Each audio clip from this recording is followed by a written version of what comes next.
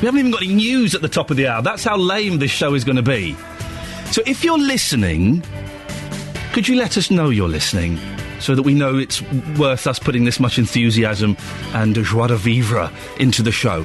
81333, start your text 3CR, or give us a call, 08459 455 555. We do have some sort of content with a small c in the show this morning, including, as a New Year starts, we'll look back on some of the Olympic highlights of 2012, and then, if we're all agreed, we'll put the Olympics to bed, shall we, and say no more about it. We'll find out more about a report which is calling for every hospital trust to have its own obesity doctor. And this show made the news yesterday. Yeah, we were one of the most viewed articles on the BBC website yesterday. At one point, we were the most viewed article. For a while, yeah, I know. Dropped down to number 4, but we were number 1. We will bring you the moment from yesterday's show that virtually closed the internet as so many people gathered around their Macs and their laptops to listen to it. 08459 455 555 is the telephone number. BBC Three Counties Radio.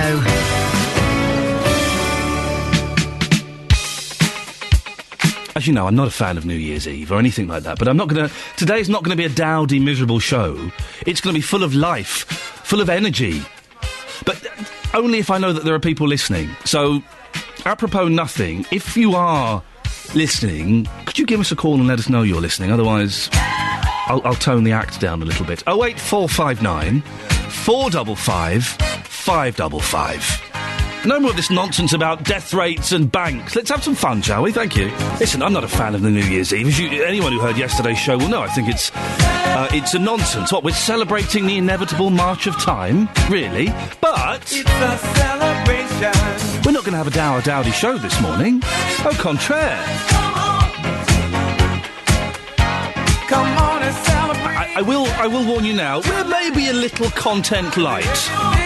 Not much has happened, really. Let's celebrate. But we shall get by. And I often find those shows that are perhaps a little bit frothier, maybe more entertaining sometimes. 08459 455 555. You can call us about anything. And just let us know you're listening, please. Katie's in Leighton Buzzard. Good morning, Katie. Good morning, Ian, and a happy and prosperous New Year to you and your family. Well, that's very kind of you, Katie. You're alive. You've made it to 2013, which is good. Congratulations on that. Yes. And you're listening. And I'm listening. Thank goodness for that, because when I took this gig, I was kind of worried that I would be playing to an empty house, Katie. No, well, you're listening. You've got at least one listener. Well, I'm going to give you... Katie, you may be the only listener we've got. I am going to give you the show of your life. Oh, that's good. Did you do anything for New Year's? No, Ian, I'm too old for that. Well, I'm 85. You're what? I'm 85. You sound about 17 years old, Katie. Everybody tells me that. Yeah. I have a youthful way of looking at life. Oh, I bet you do, Katie. And what... Okay, listen. This is what I want to talk about this morning. Give me one thing you are looking forward to seeing the back of. Now that 2012 has gone, one thing you don't want to see anymore, and one thing you're looking forward to in 2013. I'll give you an example, Katie. I am looking forward, and it's blasphemy to say it here at the BBC, I'm looking forward to seeing the back of the Olympics. Yeah, me too. And I'm moving house, hopefully, this month, so I've got that to look forward to. Oh, my godfathers. Oh, yeah, I know, exactly. I'm moving to Leighton Buzzard. I'm not. There's plenty of houses here. And my grandson is an estate agent, so I mean, he could help you. No, I've got one. We're waiting for the chain to move along. What thing are you looking forward to seeing the back of, if that's not too much of an oxymoron, Katie? There's flaming rain. Oh, you don't like the rain? They say that they had snow in Scotland. Oh, they always say that in Scotland. They're just trying to show off, aren't they? Well, we usually get the weather that the Americans are getting. The whose? The Americans. Oh, yes, I've heard of them, yes. USA. Yes. We usually get their weather, and they've had enormous amounts of snow there. What we get, 6 months after them, we get their weather, we get their television programmes, and we get their obesity problems. And we get their bills. Don't we just? Yes. And what are you looking forward to in 2013, Katie? Well, really and truly, to 1940 2014. Sorry? 2014. Sorry. You're looking forward to the start of the First World War, Katie? Oh, well, no, I still think that would be the end of it. Okay. Well, Katie, thank you very much. Katie in Leighton Buzzard is listening, and the thing she's looking forward to most in 2013 is the start of 2014. She's a woman after my own heart. 08459 455 555. Handsome Scruff says, Ian, I'm listening. Happy New Year. 08459 455 555. Are there people listening? And what thing are you looking forward to seeing the back of from 2013? For me, the Olympics. Oh, and Jimmy Savile. Can we see the back of Jimmy Savile, please? Not literally, that would be horrible. And what I'm looking forward to, 2013, moving house. 08459 455 555. Now, celebrations have been held around the world to see the start of 2013. Fireworks lit the skies above London and were described by the mayor as an amazing end to an incredible year. Well, London 2012 was the biggest sporting spectacle this country has ever seen, and we had plenty to cheer about here in Beds, Hearts and Bucks. One of the most memorable moments came when Greg Rutherford won gold on Super Saturday. Luke Ashmead has been looking back on an incredible summer of sport. Well, there we go. Listen, with the greatest respect, congratulations to all of our Olympic heroes. Well done news. I'm looking forward to seeing the back of the Olympics. I'm a little bit Olympicked out, to be honest. What are you looking forward to seeing the back of? Now that 2012 has ended, what are you glad is over? For me, three things. The Olympics, Savile and Leveson. Oh, I'm so tired of all three of them. And I know at the BBC that's been fueling the engine for the last 6 months, a year. Looking forward to seeing the end of those. And looking forward in 2013, moving house. Oh, boy, oh, boy. 08459 455 555. Is there anybody listening? You can just call. Listen, we're so low on material today. If you just want to call up and have a chat, I will do that. I will be your lonely friend. But also, what are you looking forward to seeing the back of? Tongue-tied. What are you looking forward to seeing the front of? Let's just do the news, shall we? Coming up, hear the moment from yesterday's show that took the internet by storm and put us as the most listened to piece of audio on the BBC website. BBC Three Counties Radio. Yeah, Happy New Year. What is it with all the misery? Do we really, at 17 minutes past 6, want to trail for a programme called Ripper Street? Do we really? Come on, guys. I was listening to one of my favourite presenters, Nick Abbott, on another radio station the other day, and he pointed out a very interesting thing. That all... The majority of our entertainment, televisual, cinematic and games, mainly TV and movies, though, is based around murder. Why are we so obsessed with murder? Inspector Morse, Midsummer Murders, The Killing. The most exciting programmes we like, people get murdered in, don't they? Why is that's weird, isn't it? That's a weird thing, because, hey, if it happened to you, you wouldn't like it, you wouldn't like that, but we like watching it on television. Why? Lee-Ray? Me-Ray. Nee-Ray. With an M, Me-Ray. Leroy. No, Me-Ray. It's a French name. I spoke to you yesterday, remember? He-Ray? I spoke to you yesterday. Oh, you were the gentleman whose phone kept getting unplugged. What do you mean, gentleman? Oh. Oh, yes. Sorry? Yes, that's right. The one that I couldn't understand. Oh, the lady. Sorry, just whispering away. You're the woman who your husband kept unplugging the phone yesterday. That's right. Oh, what? Have you divorced him yet? No, no. I suggest, Mireille, that 2013 you look for a new gentleman. Oh no, definitely not. Find yourself a new beau. You can do better than that, loser. No, listen, we've had. By the way, Happy New Year to you. Yes. We've had a very bad year. What, so far? 2012. Oh, 2012. No, with illness. Oh dear, is everyone all right now? I had pneumonia. My husband's got a torn aorta aneurysm. Oh, blood. Yeah, and he got over that, or well, he hasn't got over it. I mean, it's still there, obviously. Yeah. But he's having treatment, and it's a lot. It's a lot better. It's a lot better, and you're feeling better. Oh yes, I had pneumonia. I nearly died. Oh my goodness gracious me! Well, you sound strong and perky, Mireille. Yeah, do you know how old I am? Yes, I do. You told me yesterday, 82 or 84, one of those. Yes, 82.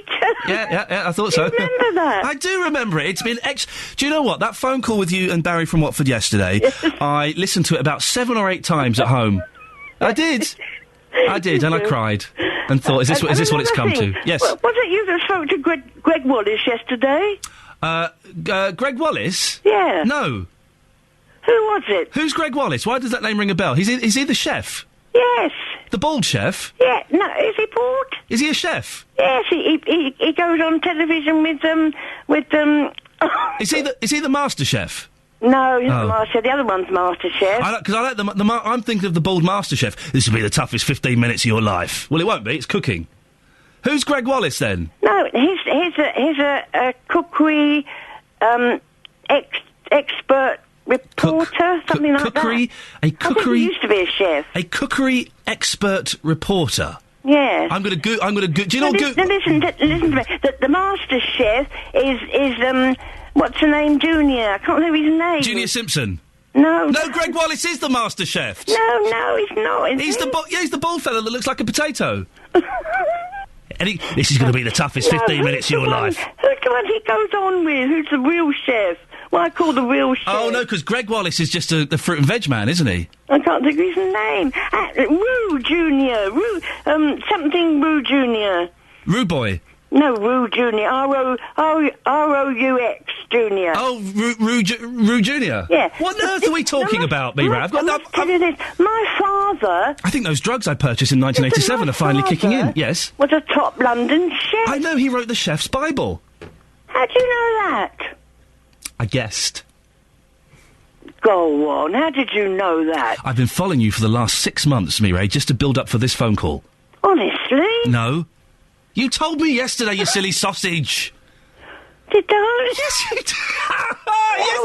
I was talking yesterday about cosmetic surgery. And what about that bloke that won a knighthood on just riding a blooming cycle? My God, I was with you all the way on the 3 items you spoke about yesterday. I was with you all the way. Mireille, would you ever get a boob job? Would I what? Sorry? Would you ever get a boob job? No, I bloody... Steady. Come on. I know let's start 2013 with clean mouths. And I tell you, 82, I've got lovely boobs. You ask my husband. Well, Mireille, listen, we're asking, what are you looking forward to seeing the back of now that 2012 is over? It's government. Yeah. And what are you looking forward to happening in 2013? Well, my husband just said to me, a year of better health. There we go. Well, Mireille, it's lovely to talk to you. Thank you for calling, and maybe we'll speak again soon. Yes. Take care, love. OK. Bye-bye. Bye. There we go. We have got listeners. Sort of. 08459 455 555. Wasn't she lovely? People are listening. Take your coats off, girls. We're staying. It looks like it's worth continuing. I wasn't sure. 08459 455 555. If you want to phone up for a chat. I know it sounds a bit desperate, doesn't it? And some text as well. 81333. Starting the text 3CR. Morning, Ian. I'm listening. Like you, I'm hoping to move this year. Ooh. I've been divorced 18 months and been renting. I've worked hard and saved hard to buy my own place. Nick in Hitchin. Wendy in North Marston did not celebrate either last night. There's loads of you texting in. There's Dave in Luton, Keithy in Fenny Stratford, Dan of the Wibble. I'm lying, listening to you while my 3-week-old daughter hiccups and bottom burps. The magic of having children. Everyone's pulling a cute face. That's not cute. That's not cute. That's not cute. Now, listen, yesterday's show. Oh! Something happened on the show which became one of the most viewed articles on the BBC News website. I know, I got very excited when I heard this. And then I saw which bit of the show it was. It wasn't the bit where someone libelled to Bruce Forsyth. That bit didn't make it, don't worry. We live to fight another day. A mouse made a surprise appearance during a live weather forecast from Kate Kinsella. If you missed it, this is what happened. Beds, Hearts and Bucks weather. BBC. This is yesterday's weather, by the way, so don't get too excited, OK? Three Counties Radio. Well, it's certainly a rather wet and windy end to 2012. We've seen some rain already this morning, but that's been quite patchy. It's going to turn more persistent as we head through the latter part of the morning into the afternoon. Some heavy rain locally as well, and very windy too. We could be seeing gale force winds from time to time through the afternoon. The good news is it will start... Sorry, there's a mouse just run past me in my studio. Sorry about that. Kate, are you OK there? Yes, I'm fine. It's just the unique way in which this studio is run. There is a mouse. How big was the mouse? It was actually quite big. Where is the mouse now, Kate? It's just... Where is it, Kate? It's literally just in front of me, walking across the ISDN. Is there a book or a block of wood near you? Killing it. Why? Because it's a mouse. It's a mouse. It's not a dog. Make a mess for a start. Okay. Well, do you think you can carry on with the rest of the weather? Oh, it's quite sweet, actually. Bless it. Yes, of course I can. I just want to keep an eye on where it's going. Okay. Who was the Cockney urchin they got in to revoice my part? Because in my head, this is true. I hate listening to me because in my head, I sound like a very suave, sophisticated, kind of witty, charming raconteur. A bit like a butcher Peter Ustinov. But then when I hear clips, I sound like some Cockney barrow boy. That's absolutely awful. Oh, that was, can you believe, this is the world we live in, that was the most viewed clip on the BBC website for a certain amount of time yesterday. Amazing, I know, but true. 08459 455 555 is the telephone number if you want to give us a call, just to prove you're listening. And also, now that 2012 is over, what are you glad to see the back of? For me, Savile, Leveson and the Olympics. And what are you looking forward to in 2013? Across beds, hearts and bucks, this is Iain Lee on BBC Three Counties Radio. I nearly forgot to come in there. I was reading Facebook for a second. No, I was. I was reading Facebook, one of the many fan pages I'm about the monkeys that I'm members of. And then suddenly realised that it sounded like Louise was coming to the end by the tone of her voice. Oh, blimey, I'm doing a radio show. I really should pay attention. Good morning, this is Iain Lee, BBC Three Counties Radio, here until 9 o'clock. It's a slightly less structured show than it normally would be if you're a regular listener to this. And you're more than welcome to jump aboard at any point this morning. 08459 455 555. I'm partly keen just to make sure that there are people listening. We've had a couple of callers. Is there anybody that's paying attention? Perhaps should be more of a question. 08459 455 555. I don't want to give 100% if we've only got 6, 7, 8, 9 listeners. You know, I want to make sure we're at least in double figures before I give you the show of your lives. The best show of 2013. Critics are already calling it. So 08459 455 555. And also, if you want something to talk about, now that 2012 has come to an end, what are you glad to see the back of? The Olympics, Savile, Leveson. For me, bored. They were all exciting and titillating for a while, and now they're just dull. And what are you looking forward to in 2013? I got both my boys' birthdays this month, 3 and 1, and we're moving house. Not bad, is it? Not bad. Also coming up in the show, we'll hear from former soldiers who fought in the Falklands, who retraced their steps to mark the 30th anniversary of the war. And what do you think of the idea of each hospital having a dedicated doctor to look after obesity care? Sensible or a waste of money? Is obesity an illness, or should people just walk more and eat less? We'll be discussing that throughout the show. 08459 455 555. I'm not a massive Queen fan, but I flippin' love this song. I still love you. It's a nice song. I like that song. I can get a bit schmaltzy. I get a little bit sentimental. This is Iain Lee, BBC Three Counties Radio. Now, New Year's Day, 25 to 7 in the morning. Not expecting too many listeners. And so I've been asking the rather desperate, the radio host's plea. Is there anybody listening? Can you give us a call? 08459 455. Thinking maybe we get one or two, kind of slightly eccentric calls from beds, hearts and bucks. Never expected a phone call from Arizona in America. Loring? Happy New Year's Eve, Ian. Happy New Year to you, man. How's America? Well, it's not New Year here yet.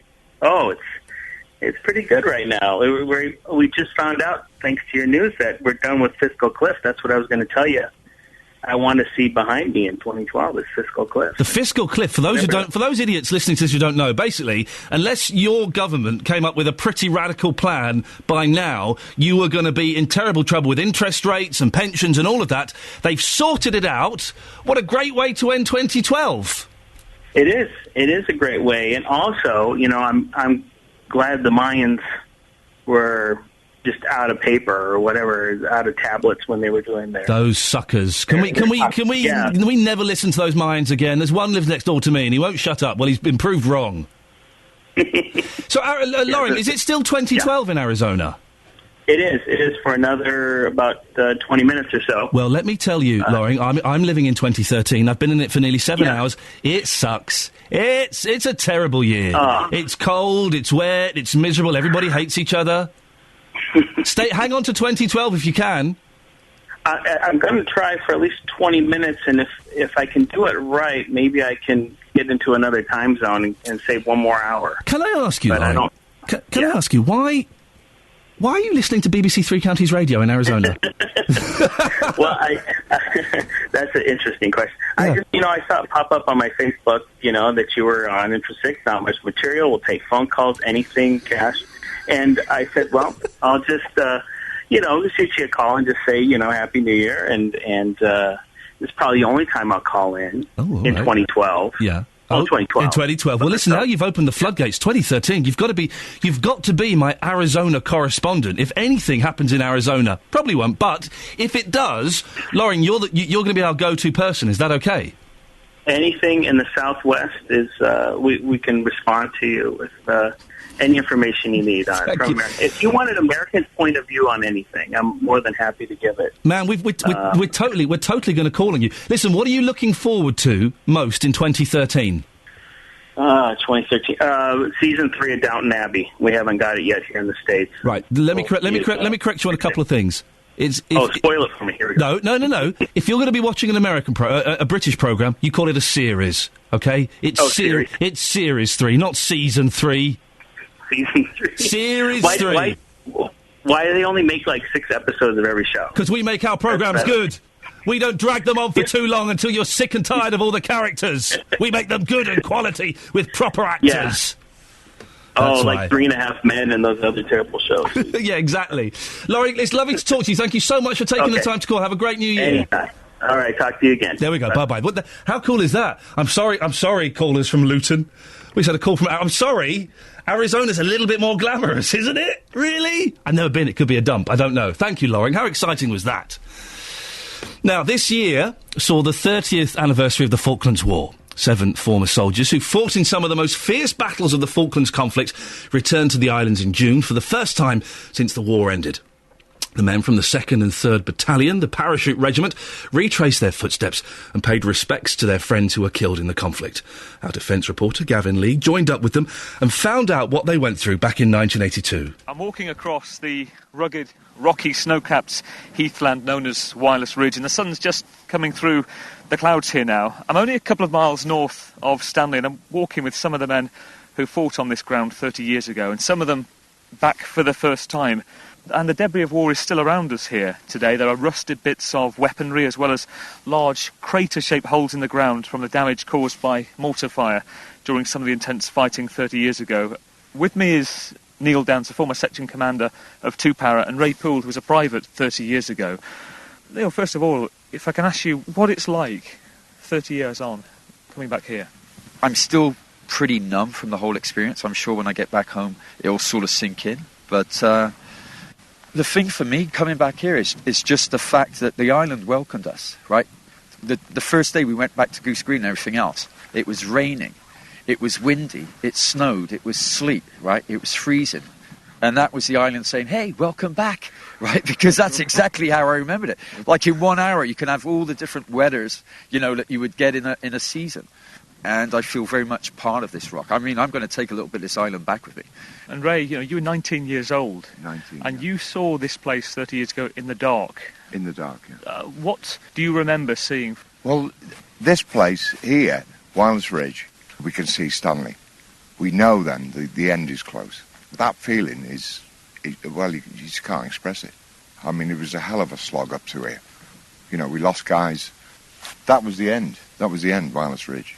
That's why we're doing it today, because the feeling we got looking over them rocks into Stanley is just nothing like it. Nothing like it. All the Argies ahead of us, throwing their weapons and everything. Brilliant. Absolutely brilliant. Had you always wanted to come back here? No, I haven't always. No.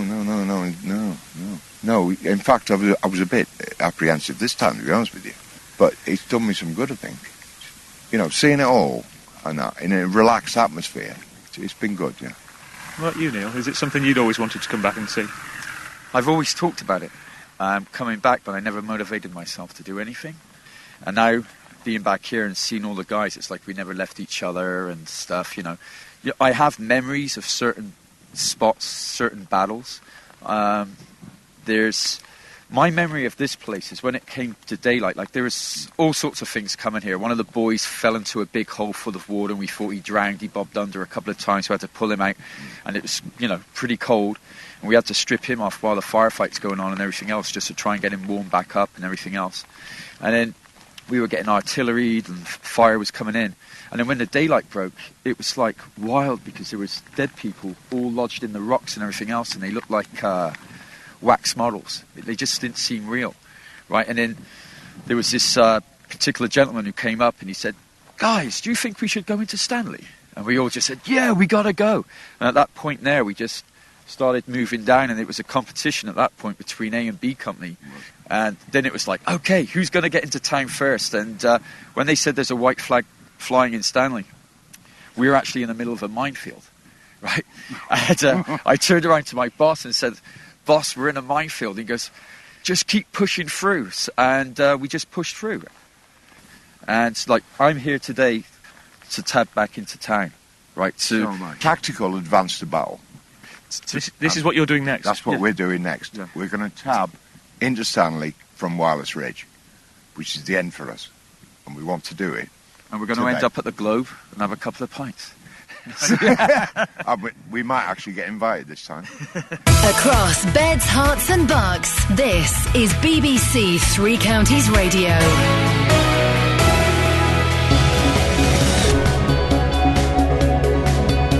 Oh, that was uncomfortable, wasn't it? That was my fault. I do apologise. Morning, 6:45, Monday the 1st of January 2013. These are your headlines this morning on BBC Three Counties Radio.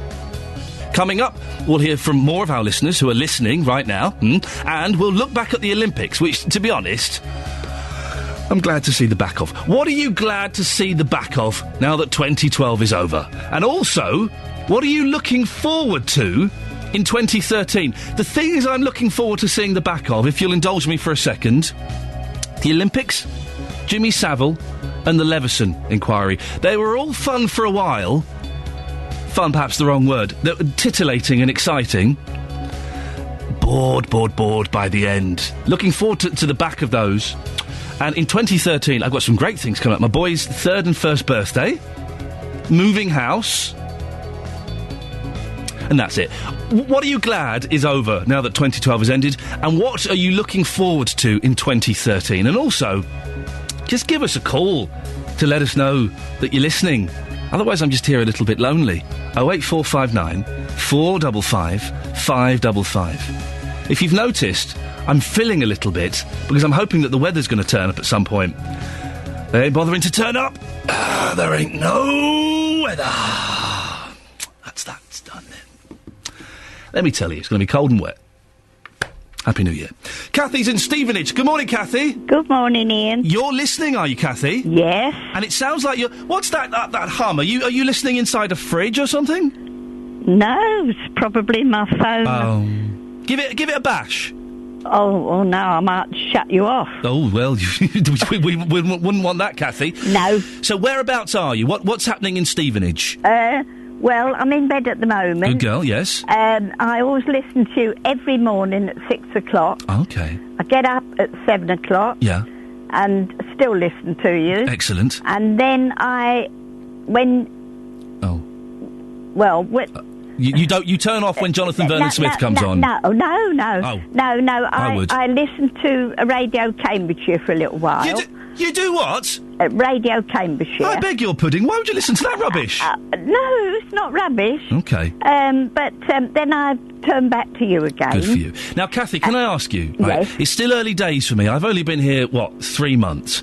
And there are some rude people out there in the internet, Kathy, who say I'm a bit loud, a bit obnoxious, a bit brash. Oh, no. Oh, would you disagree with that, Kathy? Of course. I mean, you're so bright and breezy. Bright and breezy. Thank you very much, you see. That's what... If we could make the show... Listen, we'll use this as a little customer report now. If we could do anything to make the show better, Kathy, what would you like to see done? Well, I don't think you can better it any more than it is. You're perfect, excellent. Kathy. You've won £1,000. You haven't won any money. I have to say that just in case you think that you have. What are you looking forward to in 2013, my dear? I am looking forward to the end of the Afghan war. Oh. Yeah, no, I'll have some of that. There's me being all flippant about moving house. No, you're right. I'll have the end of war. I'll have that. Yes. Anything else? Better health for everybody. Oh, you're an old hippie at heart, aren't you, Kathy? Well, yes, I'm a year younger than your first caller from Leighton Buzzard. Okay, right. So you're in your 80s, yes. 85. There we go. Well done, and still very sprightly. Of course. Have you got a cup of tea by you in bed? No, I shall have that when I get up. Go and have a cup of tea and a slice of toast, and keep listening until you listen to Radio Cambridge. No, I probably won't listen to Radio Cambridge today. Hang on a minute. I've just heard actually Radio Cambridge is being closed. Why's that? Yeah, because it wasn't very good. You don't want me to listen to it anymore, they've closed it down now. They closed it down in 2013, part of BBC cost-cutting measures. They've closed BBC Radio Cambridge, so... Oh, you're a joker. Yeah, and you're lovely, Kathy. Thank you very much for calling. Thank you. Bye-bye. Bye. What are you glad to see the back of in 2012? Am I the only person who is kind of looking forward to the end of the Olympics? I enjoyed the Olympics. I really did. I thought it was wonderful. A lot of fun. I got sucked in. Oh, I've just got rid of that bit of audio. Could you move it back, the Olympic audio? I've just pressed stop twice because I'm an idiot. I enjoyed the Olympics. I really did. But it kind of went on a little bit too long, and I'm glad that it's sort of gone now. So... looking forward to... Oh, I did it again. Sorry, my fat fingers on these computer keyboards. The tiny keyboards, big fat fingers. Shall I press stop now? Let's try. There we go, fantastic. Thank you very much. Luckily I have a team of professionals here today. Well, Britain's athletes completed their most successful Olympics for more than a century. Well, did the Games move you in some way? Here's a recap of what happened with the help of Lord Coe. Well, there's your Olympics. And it was fun. I enjoyed it. It was wonderful. 2 milks, please. Yeah, why not? Sorry. And I enjoyed it. I'm really glad to see the back of it. Aren't you? Now, this song used to scare me as a kid. There's a reason we're playing Vienna. It's a crime to cut it short, but I'm afraid I have to. Vienna, Ultravox. I haven't heard that song for years. I love it. There's a reason that we're playing it, and it's because Vienna has topped the poll of the best number 2s, steady, of all time. We'll find out what the other ones are a little bit after 7. And also, we still haven't answered the question. Sorry, I'm having a cheese sandwich. What have 1987 and 2013 got in common? It's a good one, this. 08459 455 555. And if you want to tell us your favourite number 2s as well, steady, then give us a call. 08459 455 555. 1987, 2013, they've got something in common. Let's be honest, they've probably got loads of things in common, but there's one specific thing I'm thinking of. 08459 455 555. What are you glad to see the back of? Now that 2012 has ended, it wasn't bad. It wasn't a bad year. What are you glad to see the back of? And what are you looking forward to in 2013? We'll discuss more after the latest news with Louise.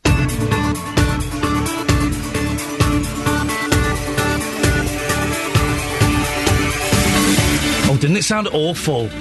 Didn't it sound awful, that New Year's thing on... Oh, why would you go into central London on New Year's Eve to watch them... Watch them on the telly. Watch them on the... Did anybody go? Are there any of you hardcore listeners out there who went into London and saw the fireworks and you're still up, having it large? You can give us a call if you want. Lots coming up on this hour of the show, including... a report by the Royal College of Physicians says a doctor should be appointed to oversee obesity care at every hospital trust. We'll tell you about a programme to treat obese pregnant women at Bedford Hospital. Bedfordshire Police will be on the programme to tell us how busy New Year's Eve was for them. And what's your favourite number 2 song? A new poll has found that Ultravox's Vienna is the greatest track to miss out on a number 1 slot. Lots of ways to get in touch. Lots of you using the Facebook page this morning, which is always good. Facebook.com/BBC3CR. You can send us a text, 81333. Start your text 3CR, or you can give us a call. We've got a couple of lines free now. 08459 455 555. BBC Three Counties Radio.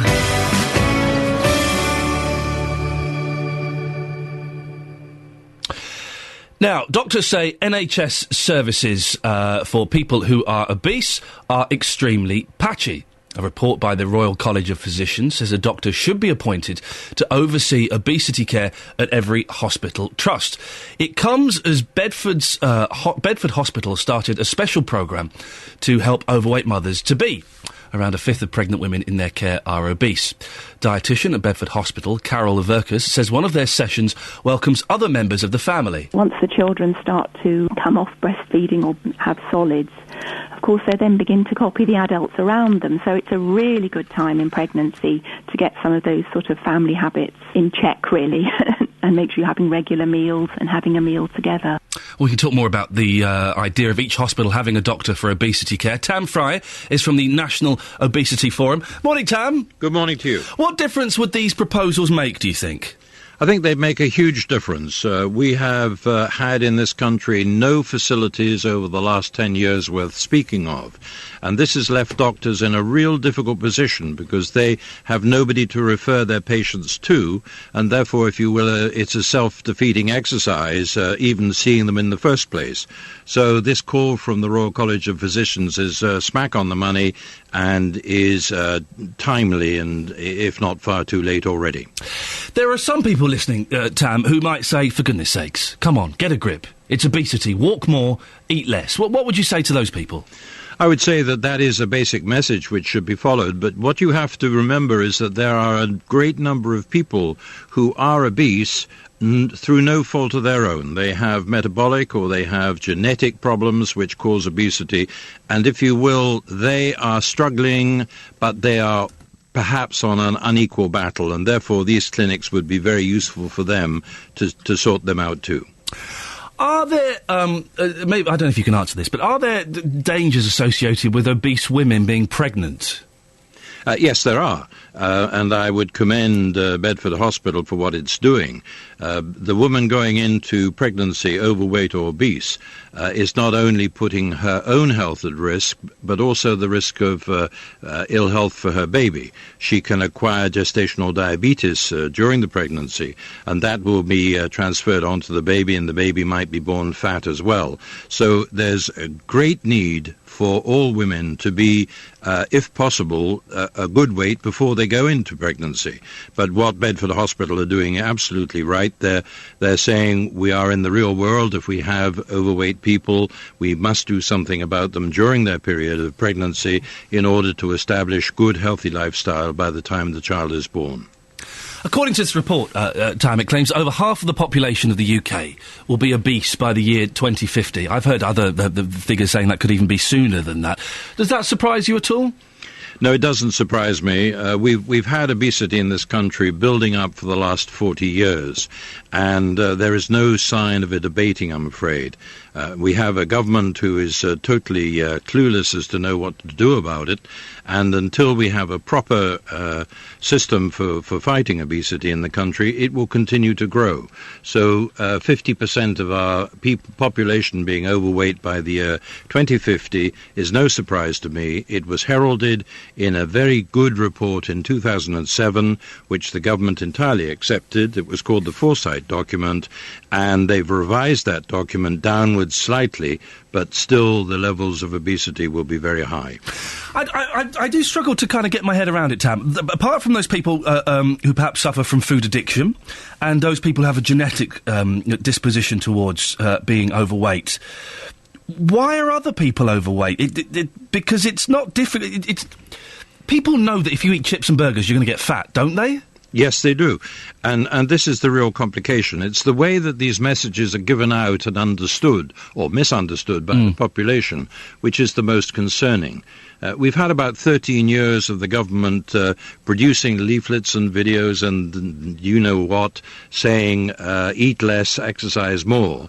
But it's not really going in one ear and staying there. What really needs to be done, in my opinion, is that we need to bring obesity prevention down to the grassroots level.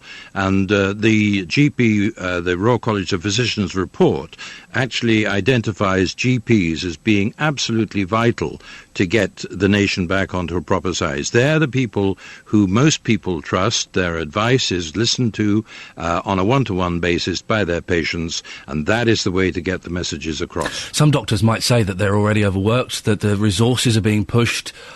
Should they really be spending their time helping people with dietary problems? Exactly, they should, because, if you will, this is prevention rather than cure. If they don't prevent the disease problem occurring, then their workload will be even higher, because obesity is not just a simple fatness. Obesity can lead to lots of problems such as diabetes, types of cancer, cardiovascular problem, which are far more demanding upon the doctor's time than obesity by itself. So, if you will, it's a win-win situation. Prevent the problem ever occurring, and then there won't be so much to do clearing up the mess. There was a call last week, Tam, and I cannot remember who it was by, someone from the government, urging these magazines to stop promoting these quick fix diets, these super diets. They are quite dangerous, aren't they? The quick fix diets are just incredibly awful. The fads, yeah. The diet industry is basically an industry, and it exists by knowing that people will go back on diets after diets after diets. Dieting is basically a waste of time. Really what people should be understanding is that a healthy lifestyle, eating proper food and exercising is far, far, far better. And these fad diets, the Minister was absolutely right, are actually prejudicial, because they are, in some instances, prejudicial to their own health. They do not take account of all the 5 food groups which you need in order to establish good eating. They exist on 1 or 2 food groups, and therefore, if you follow them, you're losing some of the essential nutrients which you need to have a healthy life. Tam Fry from the National Obesity Forum, thank you very much indeed. Across beds, hearts and bucks, this is BBC Three Counties Radio. You're not, you're a sensible bunch, aren't you? You're not following those diets from those silly magazines, are you? No. You're far more sensible than that. What was the diet with, I remember because my friend did it, where you could eat meat. Basically, was it the Atkins diet? You could eat meat.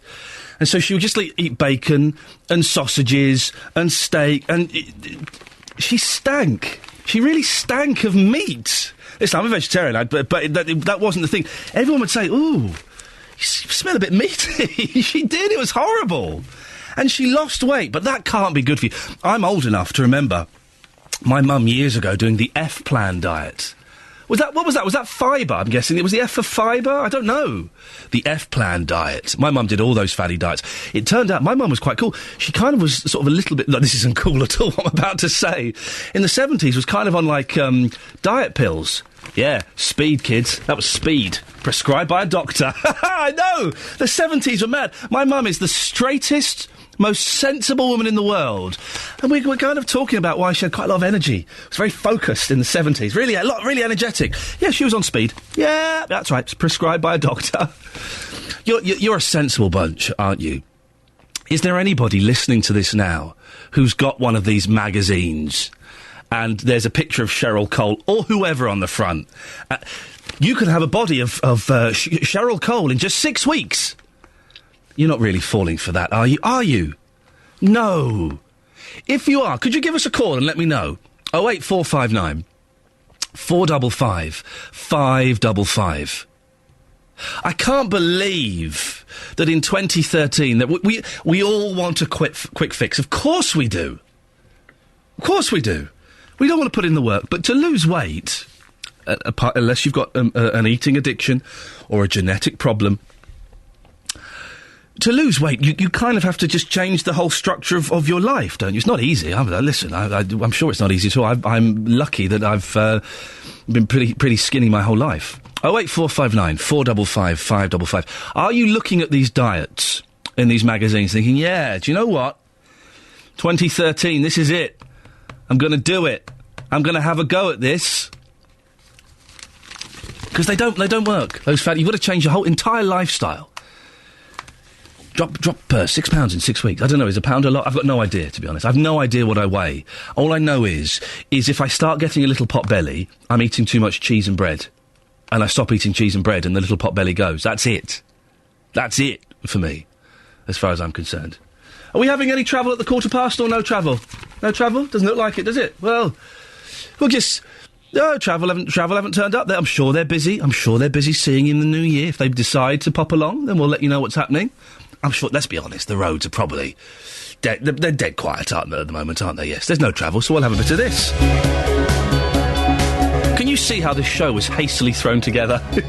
It's written on the back of a fag packet somewhere, the instructions. I've not seen that fag packet. Good morning, this is Iain Lee, BBC Three Counties Radio, 7:15. These are your headlines on Monday, the 1st of Tuesday, the 1st of January. Coming up, we're finding out more about today's New Year's Day parade, which is being held in London. BBC Three Counties Radio. Shall we have a little look at the front pages of the newspapers? Why the heck not? The Guardian. Fireworks, innit? Yeah, fireworks. And Europe must spend more on defence, US envoy warns. Savings from Afghanistan withdrawal should be used to reverse military cuts, says America. Don't you tell us what to do. We used to own that little island of yours, and we can take it back whenever we want.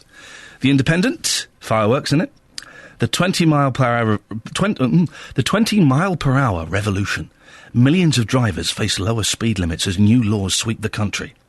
Millions more motorists could soon face reduced speed limits as new research by The Independent suggests that more than a third of local authorities have introduced measures to stop drivers exceeding 20 miles per hour or are planning to do so. The Daily Telegraph. Fireworks, innit? Neglectful Britons blamed for forcing elderly into care homes. Well, this is harsh. Britain has become a neglectful society where the elderly are driven into care homes unnecessarily because they lack support from their families and communities. The Care Minister has claimed. The Care Minister has claimed. Has the Care Minister ever had to care for somebody who's elderly or unwell? I bet not. I bet the Care Minister's trying to save a few quid. Listen, we had to put my mum in a home because she's not very well. 60. We put her in when she was 60. Right. The most painful, toughest decision me and my sister have ever had to make in our lives. Awful decision to have to make. And we looked at every possible option to keep her in her home. We looked at me moving back. We looked at everything. So don't Care Minister say we are neglectful society. How dare you? Invest some money in looking after our elderly people. Let's do the Times, and then we'll look at the others a little bit later on. The Times, the deadly divide. Funding gap opens in cancer research for men and women. Men are dying because the most common male cancer gets only half the research money of its female equivalent, despite killing the same number of people, campaigners say. We'll have a look at the Express and the Mail and the Sun a bit later on. The Mail's got a cracking front-page story. Cracking front-page story. Ban this sick filth is pretty much what they're saying. On a lighter note, many people will remember 2012 for the Olympics and the fantastic summer of sport. Well, apparently, the spirit of these games is still alive and well, thanks to London New Year's Day parade. Well, Dan Kirkby is one of the organisers of this event. Morning, Dan. Good morning, how are you? You're far too perky for this time of the morning. Well, I am indeed, and, you know, this is my big day of the year. I feel like Santa Claus on Christmas. Is your whole year kind of built towards this? Once today's finished, when do you start planning next year's? Well, we've already planned next year's. A lot of it's underway. Yeah, we have. We sort of worked 2 years ahead. Bob Bonan, the man who dreamt this wonderful parade up, is sort of working 2-3 years ahead. So we are actually talking to people who are going to be performing in 2014 and 15 at the moment. All right, well, let's calm down. Let's focus on 2013, Dan. It's happening today. What's going to happen today? What can we expect to see? Well, we've got 500,000 people expected here in the streets of the West End of London. It's the most you can have for free in this beautiful city over New Year.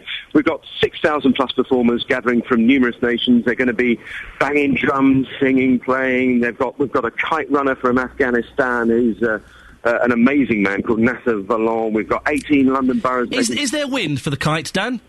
There is a bit of wind down here, I can tell you. It's a beautiful morning. Miraculously, the clouds cleared. That 18 months of rain has rolled away, and we've got blue skies. Blue skies for the news day for today. It's absolutely amazing. Amazing. What else you got? You got the kite runner. I love a bit of kites. I'm a big fan of kites. Well, he's got several hundred kites. Brilliant. He's going to be running them through the city. They're all handmade. Amazing pieces of aerospace technology. They fly with just a breath of air, and suddenly he's got 20, 30 on a string. Unbelievable. Got to see him. You've got to come and watch it. The spirit of the Olympics, Dan. That's being kept alive today. Is it? How are you doing that? It is. I mean, 2012 was a legendary year for London, and 2013 is going to be just as good. What we wanted to do is just show the world that actually, the spirit that we generated in this city is not died. It didn't get extinguished with the flame. We're keeping that flame burning brightly today. We've got the games makers in huge numbers, hundreds of games makers coming down to the parade today. We've also got pandemonium drummers. They were in the opening and closing ceremony. Oh yeah, they're good then. The guys with the policeman's hats and lights. So we've got hundreds and hundreds of the people that help make it so special, and we're going to give them let them take another bow, and also give London a rousing welcome to 2013, because it is going to be a good year. We can feel it in our bones that this year is going to be a cracker. Dan, what do you forget the parade for a second and forget everything big that's happening. What are you personally looking forward to in 2013? I'll tell you mine. It's my boy's third and first birthday this month, so I'm looking forward to that. And we're moving house, so those are huge things for me. What have you got planned personally, Dan? Well, I'm looking to try and broaden my horizons a little bit. I want to be kinder, I think, to people than I was in 2012. Were you be more relaxed? Were you a bit of a meanie in 2012, Dan? Were you tough? I think 2012. I think that somehow there was this a bit of tension about the beginning of the year. Yep. An awful lot of things were going on in one's life. But I'd like to just take time to enjoy, what we've got around us, because I think we take it for granted sometimes. We really do. I think you're absolutely right. I'm very honest of you to say that. So I'm imagining there'll be a sports theme as well, with all the games makers and the theme of the Olympics running through it. What's the sports themes that we can see today? Well, sporting-wise, I mean, there's lots of athletic people, but, the actual theme of the event is Hats Off to London. It's a celebration capital of the world, and we will, I'm sure we've got tons of hats, and, you come from the sort of the hatting part of the world, don't you, really? We're big on hats up here. Big on hats. I mean, so, we've got all sorts of stilt walkers in huge hats. We've got the Red Hat Society, who are in from the UK and also from America. So hats galore. So you can doff your cap to the games makers and sort of live a bit of the theme as well. And there's somebody here who wanted to say hello to you, by the way. I tripped over a man called Justin this morning. Justin who? Very handsome man.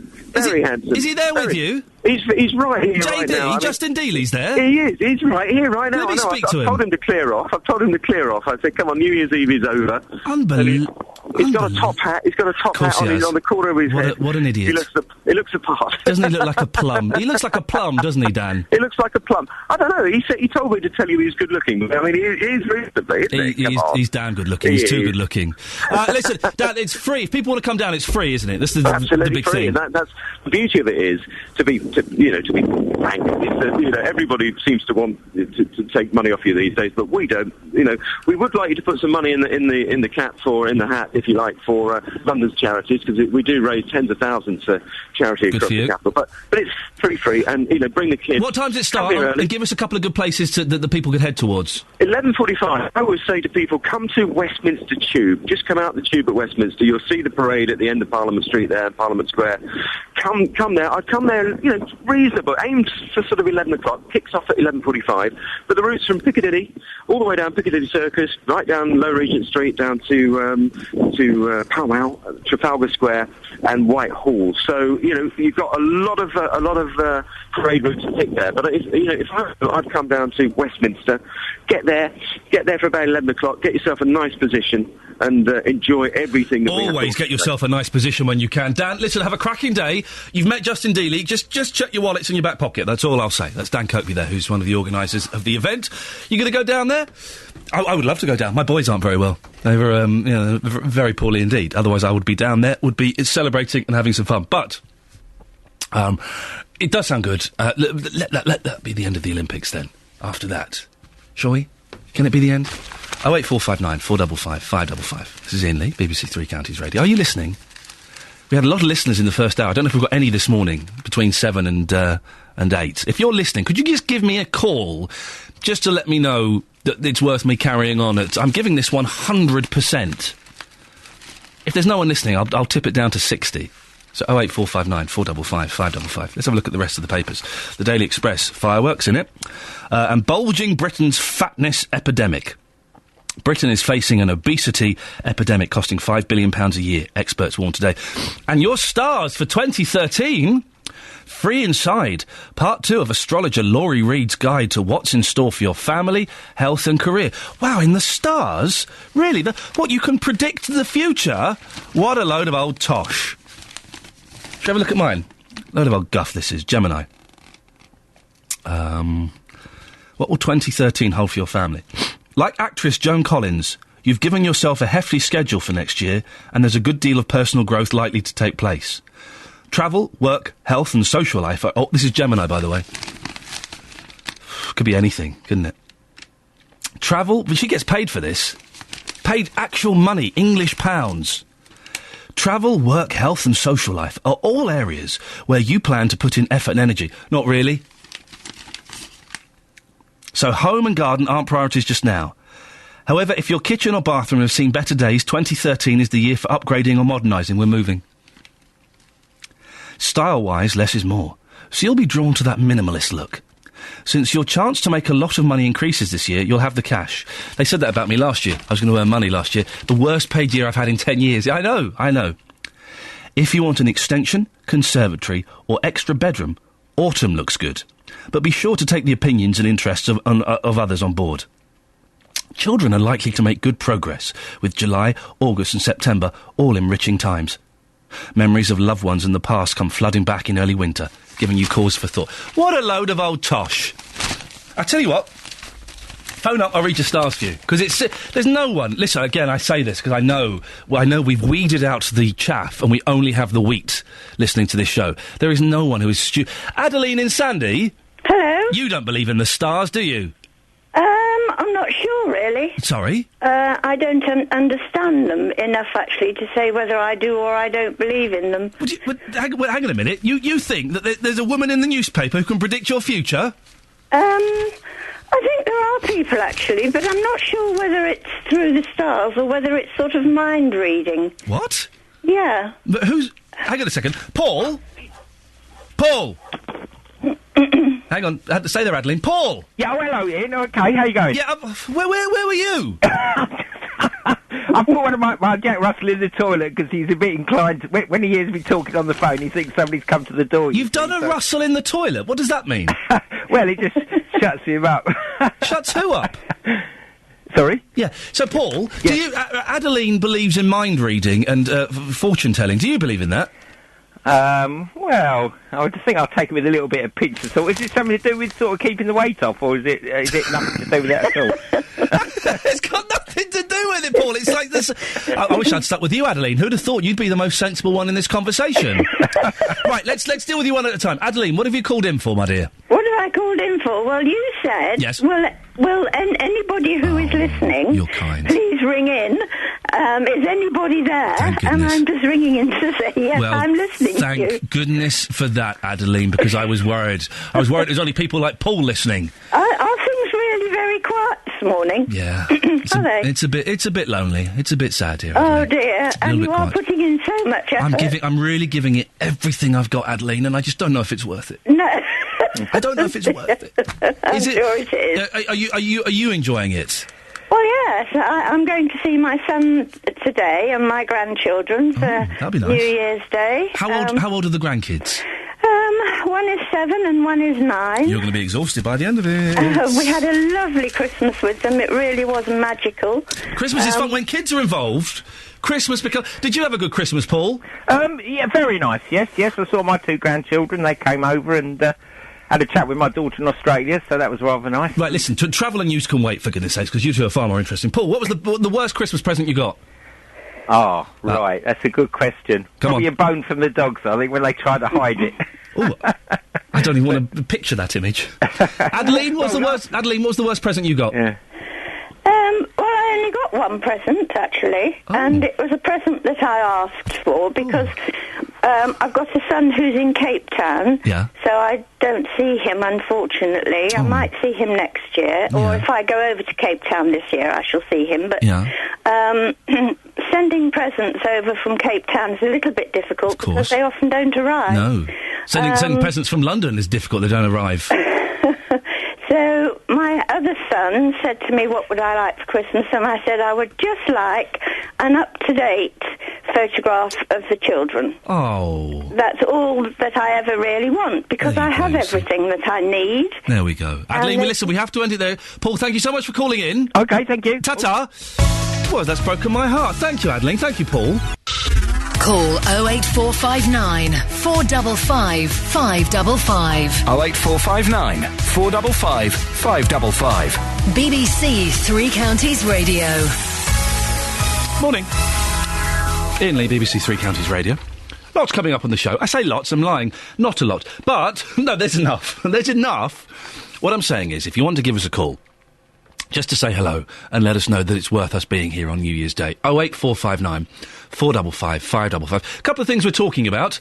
What are you glad to see the back of? Now that 2012 has ended, what are you glad to see the back of? For me, the Olympics, Savile and Leveson. I enjoyed them all for a while, various ways, but I'm sick to the back teeth of all three of them now. And we'll be playing some bits of some highlighting some Olympic achievements of 2012 in a bit. And then I'm hoping that that's it. We can say, well done, congratulations, goodbye. And what are you looking forward to in 2013? I'm moving house and it's my boy's 3rd and 1st birthdays this month. All of that this month. Wow, what a January. 08459 455 555 is the telephone number.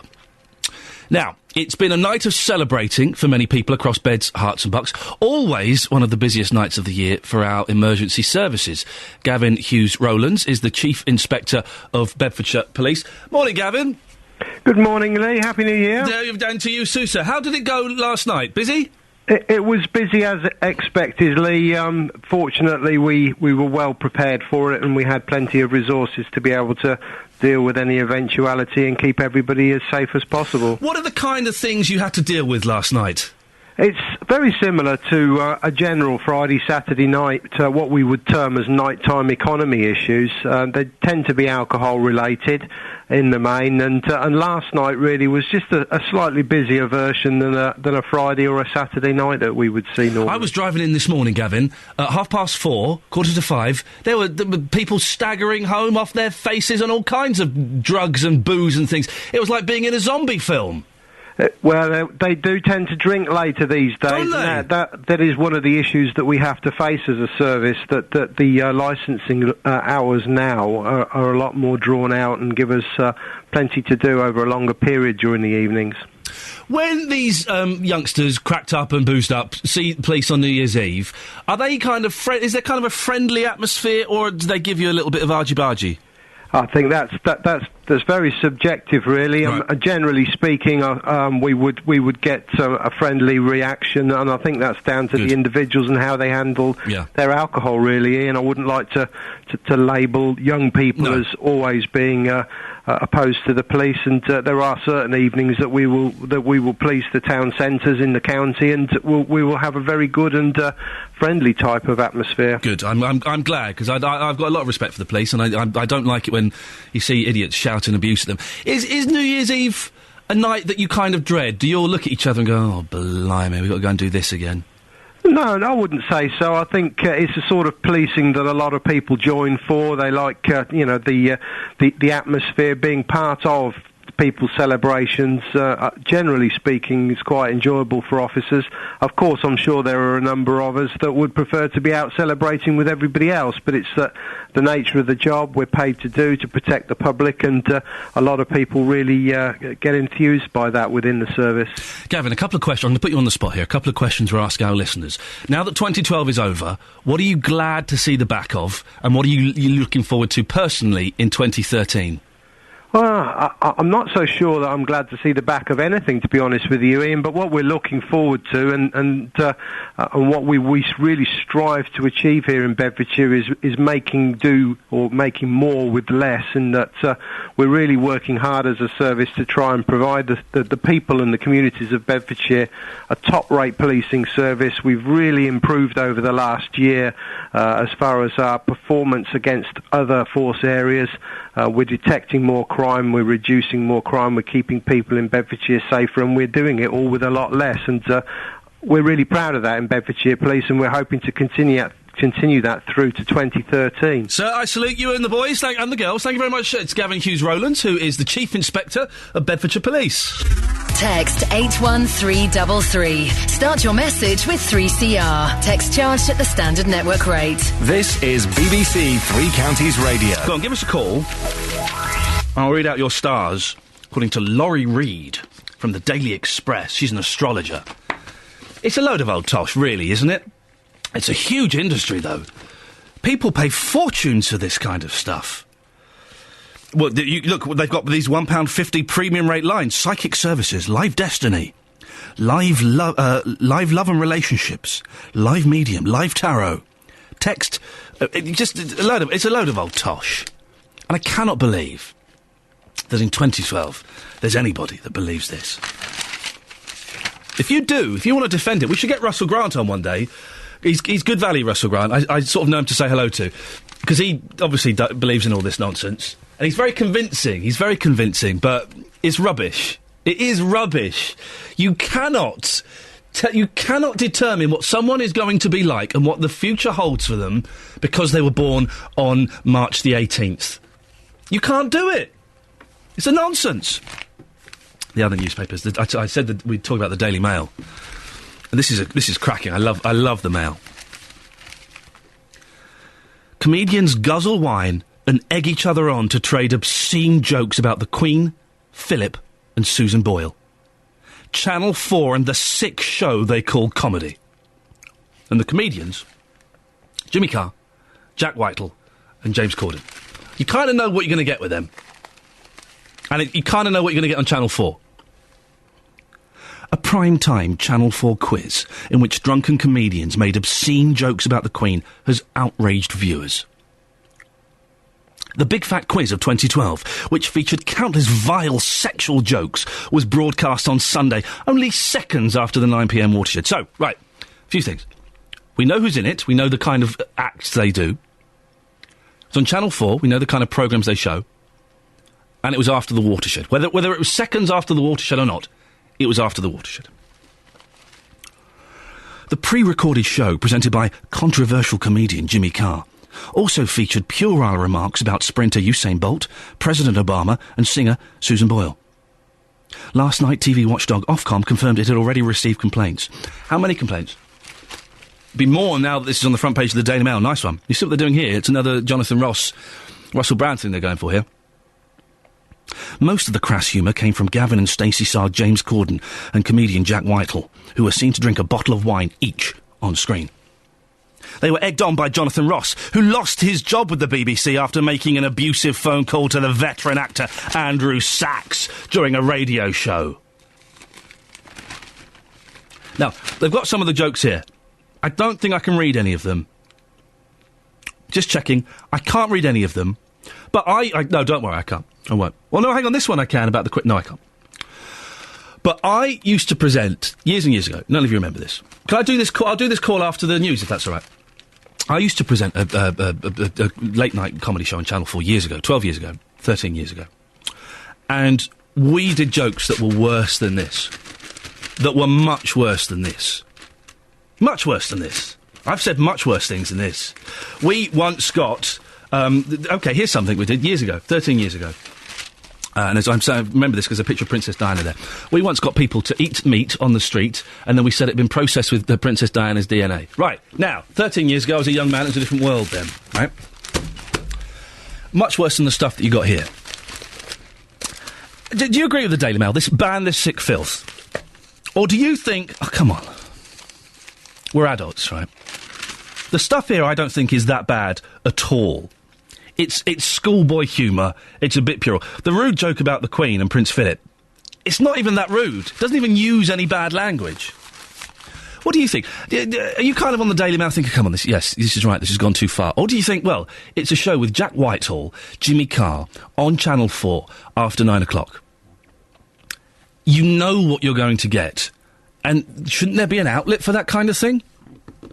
08459 455 555 is the telephone number if you want to give us a call. Let's get the latest weather now with our weather correspondent. It's Hearts and Bucks weather. BBC Three Counties Radio. Yeah, it's me. Breezy, feeling colder, but mostly dry.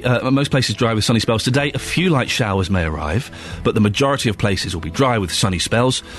Breezy, and everywhere will feel noticeably colder than recent days. Maximum temperature is 7 degrees. And tonight, dry and clear at first, and a ground frost may form in sheltered locations such as Marston Vale.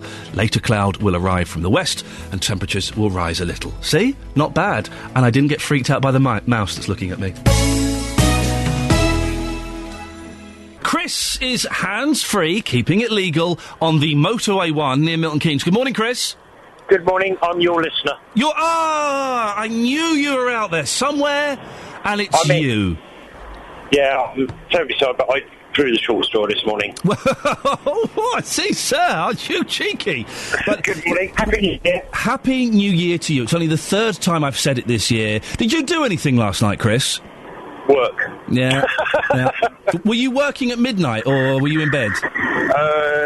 Yes, I was sort of somewhere middle of France. You're in the middle of France? Just beginning at descent into Heathrow, so... Oh, okay, I see. That's what I did for a job. Oh, I see, yeah, very, very exciting. So, well, that's kind of quite glamorous, isn't it? No? Glorified bus driver, you mean? Yeah, well, no, not really. Chris, listen, very quickly, because it's a terrible line. You sound like a sensible, robust young man. You don't believe in all these stars and these horoscopes and all this nonsense, do you? No, absolutely not. See, good. I know there'll be some flaky kind of patchouli oil-wearing women out there listening going, oh, no, but I remember once I had a reading and it's all a load of old guff, isn't it? I wouldn't dare comment because of the fact that I might get into trouble. Oh, have you got a missus or someone who's into all this nonsense? No, but you kind of learn to regret some things, and I know that you're desperately trying to get people onto the radio. Well, I see. And the more controversial things that you can say to try and upset people, you're hoping to get people out of a sort of like early morning slumber. I don't think it's going to work, but things to say goodbye to is the rain from last year. Yes, well, that would be nice. A little bit of dry. Things to look forward to, well, next year's hosepipe ban. Yes, Chris, we look forward to that. Thank you very much indeed. I'm not saying it's to be controversial. There's nothing controversial in saying the stars are a load of our guff. It's fact. It's factual fact. It's rubbish, isn't it? Look. Home and family life jog along through 20... This is Capricorn. Home and family life jog along through 20... Are you a Capricorn? Listen up, because this is you. Home and family life jog along through 2013. Youngsters are engaging while older offspring may have news of special achievements. However old they are, your children make you proud. A sentiment shared by actor and fellow Capricorn John Travolta. What? Of course your children make you proud. They're your children. And by the way, that wasn't Capricorn, that was Aquarius. So if you're a Capricorn nodding going, well, actually, that fits me. It's Aquarius, a load of old tosh. 08459 455 555 is the telephone number. If you want to give us a call, you're more than welcome. Now, this summer, Britain was gripped with Olympic and Paralympic fever. Don't worry, there is a cure. I am the cure. London 2012 was the biggest sporting spectacle this country has ever seen, and we had plenty to cheer on in beds, hearts and bucks. One of the memorable moments came when Greg Rutherford won gold on Super Saturday. Earlier, we heard all about Greg's build-up to that special night in August, and we pick up the story after he's made his second jump in the Olympic Stadium. Luke Ashmead reports. Here's another Jeff on the line. Morning, Jeff Petts. Good morning, Ian. What can I do for you this morning, sir? You're very perky. What's happening? I'm from the Lee and Icknield Ramblers group. Okay. And we're having a walk from Dunstable Downs, the visitor centre. Yeah. Starting at 10 o'clock. Yeah. It's a lovely day. It's a 6-mile walk. What? 6 miles. What? Can I ask you a question, sir? That's a short one. Why on earth are you doing that? Is there nothing on TV? Did you not get any DVD box sets for Christmas? Because we like walking. Oh, my we like goodness. being out in the air. The sun's coming up. Yeah. You say we. How many of you are there going to be? Well, last year there was about 40 people turned up. Right. So this year we're hoping, with it going out on the radio, we might have a few more. Oh, so anyone can turn up for this, can they? They can. So give us the time and the location to meet again. Okay, it's Dunstable Downs Visitors Centre. Yep. The walk starts pretty much on time at 10 o'clock. Yeah, no, we don't want any slacking. To get there early. Absolutely not. Yeah, absolutely not. There is a parking charge, unless you're a member of the I'm just trying to think. What? The Parkers Association. Yeah, that's the one. Yeah, those guys. Anyway, I think there's a parking charge of £2. Nothing these days. We'll be back around 1 p.m. Okay, now, suppose does anyone... A 6 mile walk, that sounds to me ridiculously long. What equipment would I need, Jeff, if I were to consider this madness? Well, today I would recommend, in view of the rough weather that we've had, some walking boots. Some walking boots? Stout boots, yes. Kendall mint cake, a flare gun, a raft? I don't think you'll need Kendall mint cake. Okay. But I do have some, if anybody wants it. Of course you do, Jeff! How long have... here we go. How long have you been walking for? Ever since I was born, I guess. Well, no, hang on, not since you were born. No, don't, cause I've got a good gag here. Go on, give me a leg. Jeff, how long have you been walking for? Ever since I was born. You must be really tired. Huh? Come on, listen, it's not even 8 o'clock yet. I'm not working... That's good for New Year's Day. It's not bad, is it? We'll get better by June. But why rambling, Jeff? What do you get out of it? We get exercise, we've made numerous new friends since we've been doing it, seriously, I suppose we've been doing it for about 12, 13 years now, with our local group. We're also doing the coast-to-coast walk, 5 of us. Well, hang on a minute, what's the coast-to-coast walk? Suddenly I'm interested, go on. Robin Hood's Bay, in Yorkshire, across to St Bees in Cumbria. How long is that going to take? 93 miles. How long will that take? Well, we've done about. I suppose we've got about 45, 50 miles to do. Oh, so you don't do it all in one big go? Well, you can. Oh. It takes about 14 days to do it all in one go. Blimey. I know. Well, Jeff, listen, have a good walk, be safe, enjoy yourself. Okay. And don't forget to shut the gates after you, okay? Of course. Good lad, Country Jeff. code and all that. The country code. Jeff Petts, thank you very much indeed. He's going for a long walk today. If you want to join him, feel free to. I shall be having a doze. I will. And I really admire and I respect people who can do things like that, and Jeff sounds like a wonderful person, and I'm sure it's going to be great fun. I will actually be in bed reading 2 chapters from my Pete Townsend autobiography and then having a doze. That's my day. That's my start of the year as you mean to go on.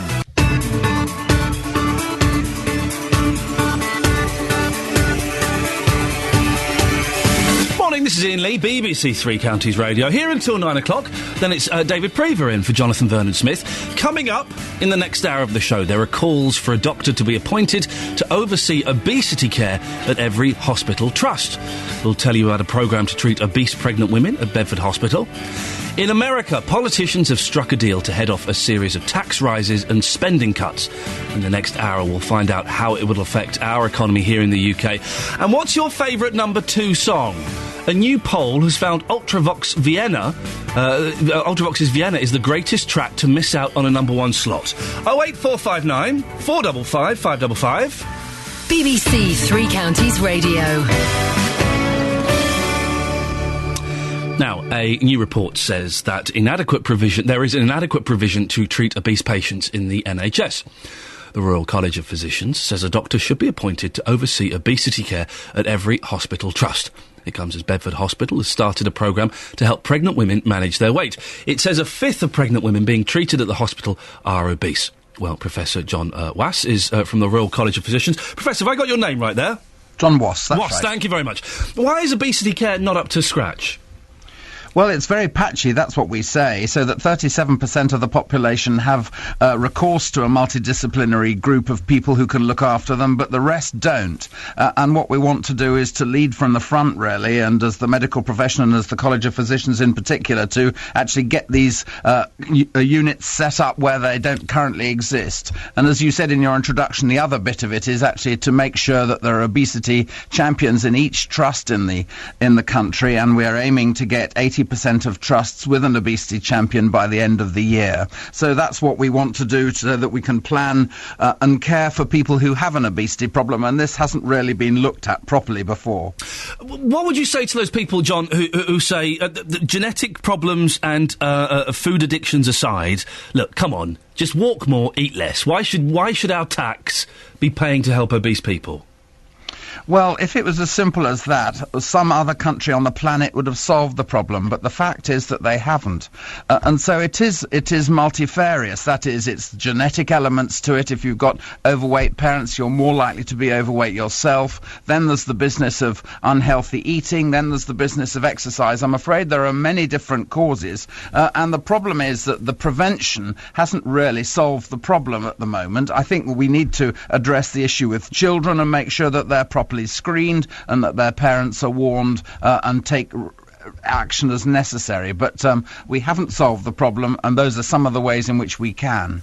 So this report calls for a doctor to be appointed to oversee obesity care in every hospital trust. Absolutely. What exactly would that role be? How would that work? That's a very important point, actually, and what it is to actually be protagonistic to and look after patients who have an obesity problem, giving them diet and exercise and so on, and these treatments work, to liaise with the community, to liaise with general practitioners, then to liaise with the local authorities and so on, to actually make sure that there is healthy food outlets around the place and so on. So it's quite a difficult role. It's something which we're going to evolve, and we're going to write a sort of job plan so we can send this round to trusts. But it is a number of different things in order to address what the problem is. I've done phone-ins, John, on obesity before, and we always get lots of callers who are obese phoning up saying, leave us alone. I'm completely happy with the way I am. I know the health implications, but just stop banging on about it.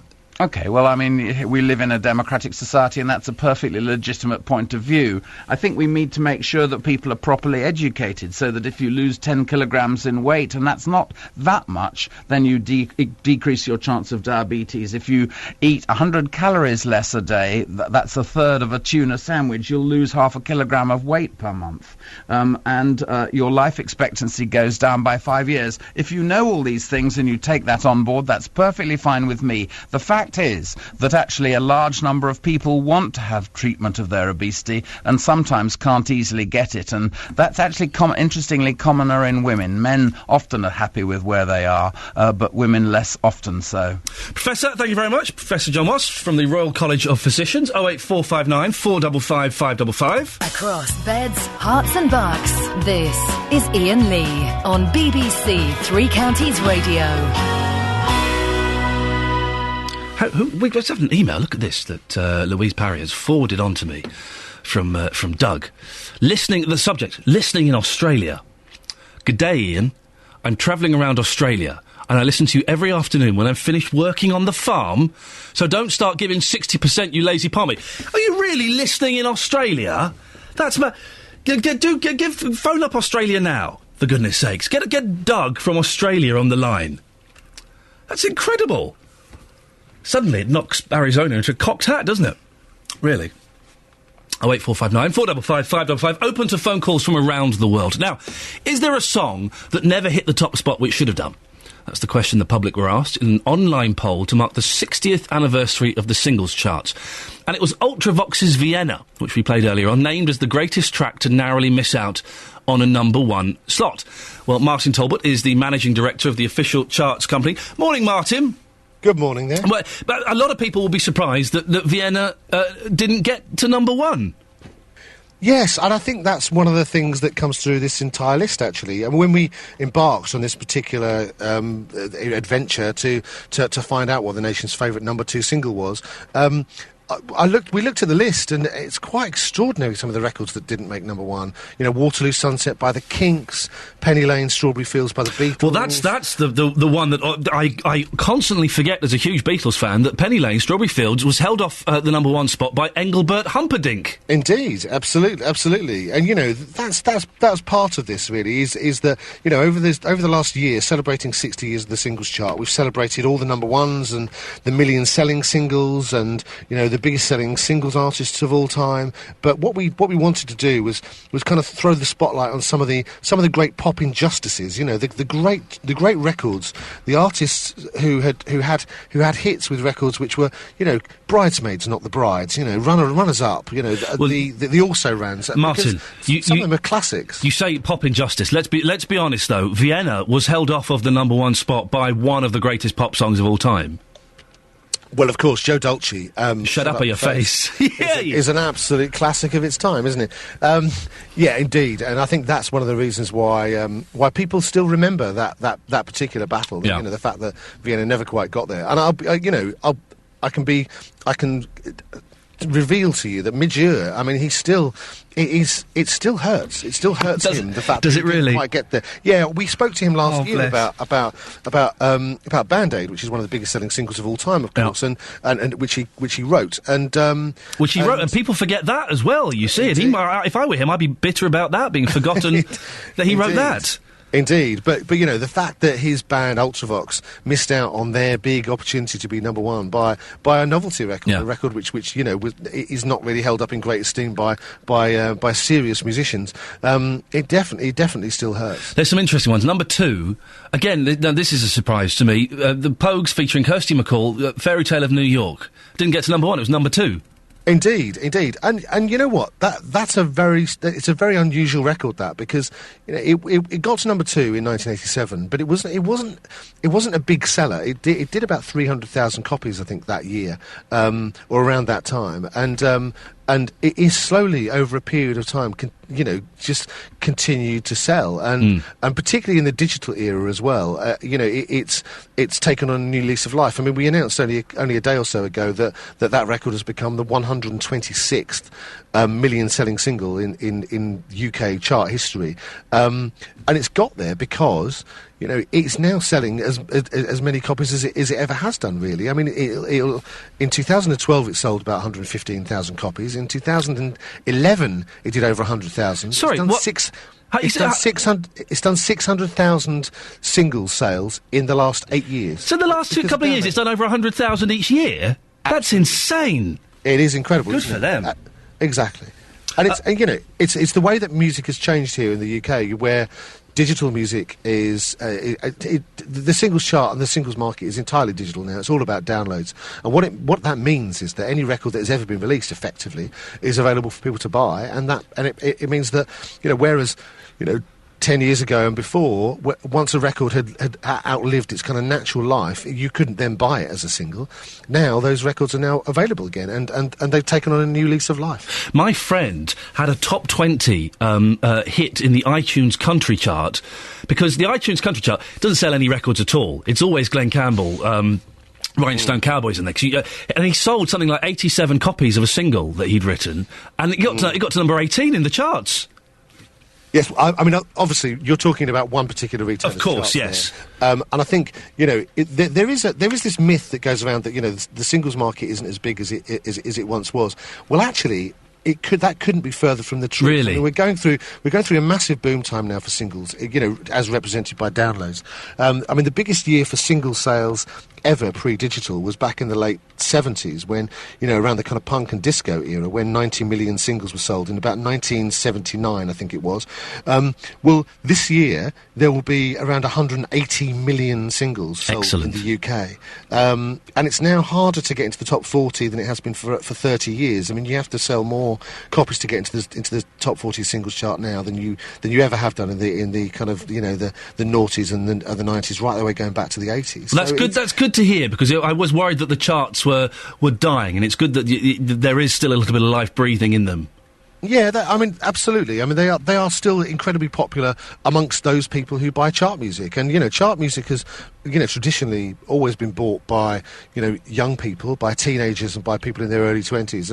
And that is the case today. I mean, on average last year, in 2012, you had to sell about 100,000 copies to get to number one. And, that's a very healthy number, in the historic context of the singles market and the singles chart. Martin, roughly, how old are you, sir? I'm in my mid-40s. Good, OK, so I'm approaching 40 this year. Listen, the singles charts may be doing really well, but listen, music's not as good as it used to be, is it? Well... Come on, Martin! Don't toe the company line. Come on. Well, no. You know what? I mean, I sat up last night, New Year's Eve, watching one of those, those video channels with all the videos of the last 12 months being played in front of me, and there's been some fantastic tunes over the last kind of year, 2 years. I mean, pop music is pop music, and it will always appeal to. To be honest, if it was designed for people like me, this would be a very boring world indeed. You're right, Martin. Listen, we've got to end it there. Thank you very much. Martin Talbot, the managing director of the official charts company. Now, we often forget that the places we live in are steeped in history. Beds and Luton Archives were the first country record office in the country, and this year they're celebrating their 100th birthday. Nigel joins me now. Morning, Nigel. Good morning. Tell me, what does the archive service do? Well, we look after historic and administrative records for the entire county, dating back to 1166. That's our earliest document. But we're equally interested in modern material, providing it's of good historical interest. What's the document from 1166? That is the first Bedford Borough Charter. And what does it say?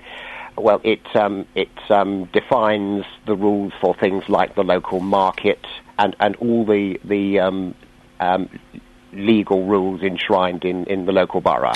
And how do you... I love all stuff like this, Nigel. I'm quite geeky when it comes to things like this. How do you... Is it written on paper? How do you preserve something like that? Well, something like that is on parchment. Right. And our storage, we make sure we keep it in the relevant conditions, for temperature, humidity, and so on. And we've been doing that for the last century, looking after documents. But, of course, we started 100 years ago, as you know, and it's been quite a long road since then. Yeah. The story starts in 1898 when Bedfordshire County Council formed a records committee looking after the records created by the council. Yes. But things only took off when George Herbert Fowler, our founding father, took over as chairman of the records committee in 1913. And he was an extraordinary man of multi-talented, I think you could say. Right. Not only was he... his career was actually as a marine zoologist, which is quite surprising, but he was also a skier, skater, and local historian. Oh, he's one of those know-it-alls that's good at everything, Nigel. Yes. I don't like them. Makes me feel rubbish. Well, multi-talented, but quite a difficult personality in some ways, as I think you need to be in some ways to make progress. Yes. And from the moment he took over as head of the Records Committee, things started. And in the first 6 months, he persuaded the committee and the council to appoint a clerk of records, fireproof the strong room, introduced records management to classify the records and keep them in decent order, introduced search room rules for people visiting to use the records, set up a deposit agreement to enable the service to take in new deposits of records. So he laid the foundations and the models for local authority record offices everywhere. And so we are the first of a network of local record offices.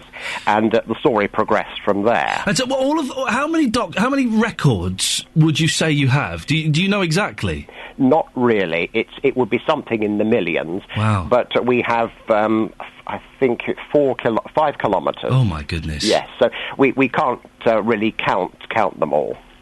So I'm guessing that if you can't count them all, there must be stuff that you don't know that you've got in there somewhere. Oh, no, we do know. You've got it all logged? It's all listed. The idea is when we take in records, we issue receipts, we log what we've got, and then we catalogue it. Each piece or bundle of items has an individual class mark, and then we put those lists online, and sometimes we put an image of in some cases we put images of the documents as well, but that's comparatively So rare. the oldest thing you've got is 1166. Do you know what the most recent one is you took in? I don't offhand, but it's probably something 2011, 2012. So we're not just interested in pure age, that's not interested us, it's the quality of information. And what do you do? Who comes to look at these records? What kind of people come in and ask to have a little nose around? It's about 3,000 people a year. The number has been going down because so much more is available online. About 50-60% of them are doing family history. Right. Many of your listeners will be familiar with the TV programme Who Do You Think You Are, in which celebrities look into it's very popular now, isn't it, all of those things, yes. And every time there's a series of that, more people come in to use the archive. So about 50-60% doing family history, but then we get a wide variety of students. And we're not just a minor part of the leisure industry. It's not all fun and games. We get people coming in doing serious legal research, looking at things like investigating boundaries, and we can also help with research topics as prosaic as looking for a local building plan. There we go. So, for example, if you have a house built, if you own a property built in Bedford Borough after 1864, we can probably find the building plan for that property. Wonderful. And so much of it is influenced by legislation. But to move on to our activities for the centenary... Yes, your centenary year. How are you celebrating, Nigel? Right. Well, probably the easiest way for your listeners to find out what we're doing is to go to our website, which is www.bedford.gov.uk archive events. I'll repeat that, www.bedford.gov.uk archive events. Lovely. And we're funded by the 3 local authorities, Bedford Borough Council, Central Beds Council and Luton Borough, and we're having activities in each area. What kind of activities are you having, Nigel? Right. We've got 2 major exhibitions. Firstly, at Wardown Park Museum, Luton, from the 22nd of March to 23rd of June. And then the other major exhibition is at the newly refurbished the Higgins Museum, Bedford, which will be open by then. That goes from the 12th of October 2012 to the 2013 to the 5th of January 2014. And along with those exhibitions, we have other events like Come Along and Meet the Archivist and talks and things like that. And then for the Central Beds area, we had to adopt a different approach because there isn't a museum there. No. So what we are doing is we are sending out an exhibition on a tour of all the local libraries. And on the 23rd of May, as a fun event, we are having a fundraising quiz in conjunction with the Marston Vale Community Centre. Yes. 23rd of May. I'm good at quizzes, Nigel. I won Mastermind once. I won Mastermind. You did? Yeah, I did. Oh, right. I really did, yes. Congratulations. Thank you very much. I'm just saying, if there's a quiz going on, I could be down there. Well, we're interested in having teams from all kinds of societies and institutions. It's not just going to be heavyweight academic stuff. It's going to be fun and light-hearted, and we're hoping to get something like 30 teams of 6 with any luck. Okay. Well, Nigel, listen, have a fantastic New Year and have a fantastic centenary year. It sounds wonderful. And keep up the good work. That's Nigel Lutz there from the Beds and Luton Archives. It all sounds like fun, doesn't it? I love all stuff like that. I love stuff like that. I do. My wife...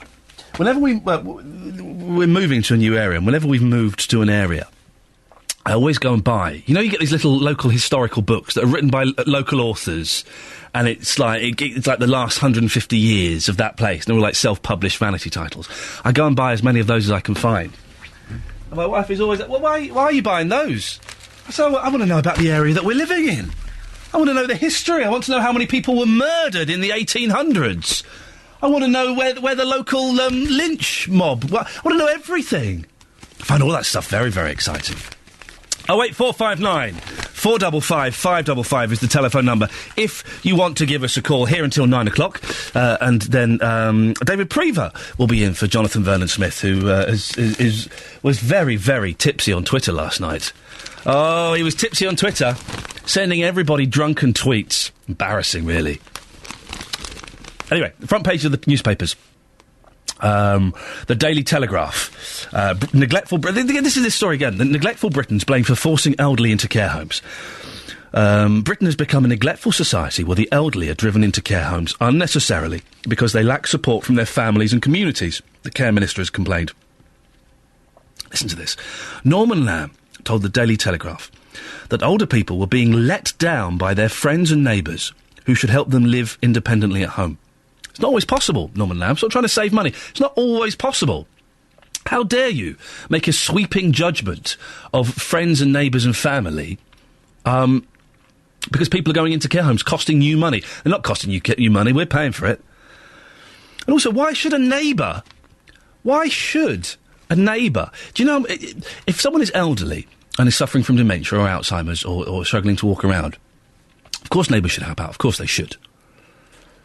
But they can't give them the proper commitment and care that's required to keep them in their home. That's ridiculous. Yeah, I'll pop round and take my neighbour a cup of tea. I'll bake them a cake. I won't bake them a cake. I'll buy them a cake or something every now and then. But I'm not going to go around every single day, cook their meals, wash them. Local councils needed to help rebuild neighbourly resilience to stop pensioners leading dismal, lonely lives, he said. Well, I'll agree with that. Which will also reduce the burden on the state, here we go, by avoiding the need for as many people to move into residential care. There we go. That's what it's about. It's about saving money so the government don't have to spend... I tell you what, you do it, and then we, the government, we haven't got to spend any money. No, you do it, and then we haven't got to spend any money, because you're not caring. Unbelievable. We all have a part to play, says Mr. Lamb. In this way, we can make the system sustainable, and it can be a more decent society. A less neglectful society than we sometimes experience, where we just expect the state to do everything. Yeah, I tell you what we expect. I expect the state to look after our elderly and our vulnerable. That's what I expect. And I don't think that's too much to expect, is it? I expect the state to look after our elderly and our vulnerable people. That's not too much to expect, is it? Am I being outrageous by thinking that? 08459 455 555. The Times, the deadly divide. Funding gap opens in cancer research for men and women. We missed The Sun earlier on, and there's a very, very important story on the front page of The Sun that I really wanted to get to. No, there is, actually. Kim, I'm carrying Kanye's kiddie. Yeah, Kim Kardashian, who I don't really know who she is. She's got a big bum. That's it. That's all I know, and was on telly, is going out with Kanye West. I know him, he's a rap singer. And she is having his child. She reportedly fell pregnant following a visit to the Vatican. What? After Kanye, 35, took her to Rome for her 32nd birthday. Well, that's the front page. 32. Yeah, 32. Yeah, right. Yeah, she's 32. Yeah, she's 32. That's the front page of one of your newspapers, the biggest selling newspaper in the country, thinks that a woman who I don't know who she is and a rap singer who's not had a hit for quite a long time, they're having a baby, is the biggest news that there is. Wowzers. Text 81333. Start your message with 3CR. Text charged at the standard network rate. This is BBC Three Counties Radio. Morning. It's Iain Lee, here until 9 o'clock. Ah, dear. Coming up in the last 25 minutes of the show. By the way, you can give us a call at any point. 08459 455 555. Is anybody on the side of the Daily Mail? Their shock and outrage at this show featuring Jimmy Carr and Jack Whitehall that was on just seconds after the watershed. So, after the watershed, then. That's what the watershed is. It is not like you have degrees of after the watershed. It's either before the watershed, 9 o'clock, or it's after the watershed, 9 o'clock. Then you can kind of get away with what you want. They made rude jokes. They weren't even that rude. If anybody agrees with the Daily Mail, 08459 455 555. Coming up, we'll be finding out how a deal agreed by politicians in America to stop tax rises and spending cuts will affect our economy in the UK. And we'll also be doing our own version of 10 Lords a Leaping by speaking to a Morris dancer. No, I don't know either. I've just turned up. I've just turned up today. I've got no idea what's going on. We will find out together, hand in hand, before 9 o'clock. If you want to give us a call, 08459 455 555. The Daily Express. The Express and the Mail are fast becoming my favourite newspapers. They are. They're just wonderful. They're just wonderful. The Daily Express, partly because of this nonsense. Your stars for 2013.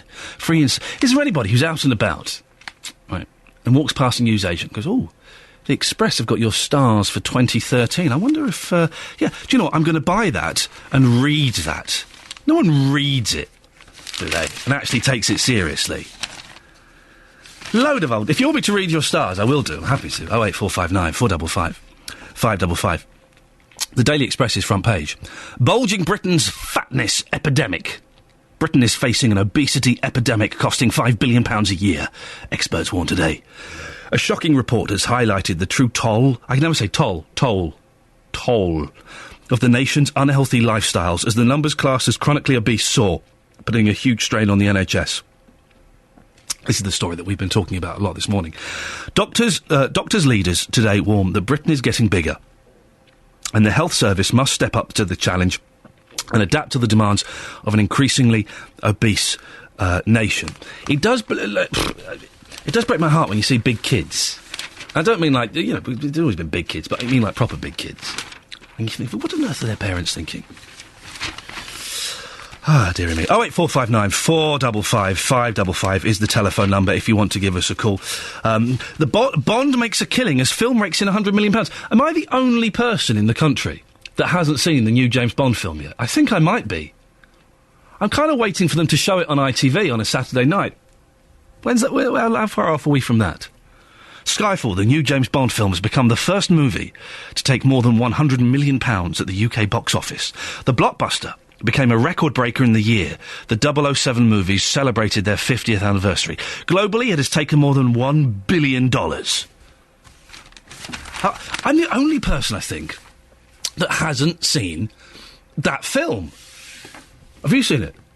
Have you seen this? No, maybe it's just us then. Maybe we shall go out afterwards for a works outing. I'm going to bed. I'm actually going to go home and go to bed and sleep like a king. Well, after days of negotiations, it seems that American politicians have reached a last-minute deal over the so-called fiscal cliff. The agreement isn't signed yet, but it should stop drastic tax rises and spending cuts due to come into force today. Many economists say if the budget crisis isn't sorted, it could damage the whole global economy, including jobs and growth here in Britain. Well, we can get now more from our reporter, James Alexander. Morning, James. Hi, Ian. James, what's the latest then? Well, technically, America has gone over that fiscal cliff we've been hearing so much about.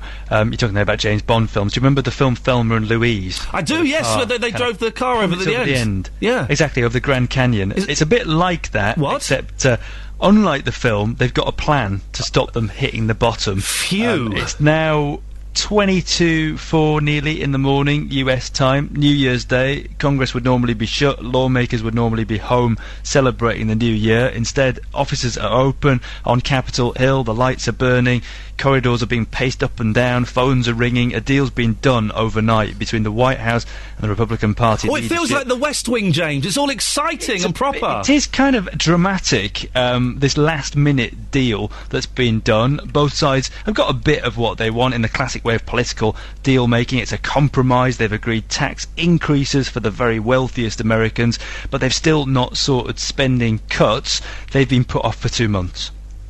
So it is a deal, it's not yet a done deal. Yeah, that's right. The deal has been approved by the Senate. This is the upper house of Congress, but it's still got to clear the House of Representatives. They're due to reconvene mid-afternoon UK time. Here's the US Vice President Joe Biden. He's optimistic it will go through. I feel really very, very good about how this vote's going to go, but having been in the Senate as long as I have, there's two things you shouldn't do. You shouldn't predict how the Senate's going to vote before they vote. You won't make a lot of money. And number two, you surely shouldn't predict how the House is going to vote.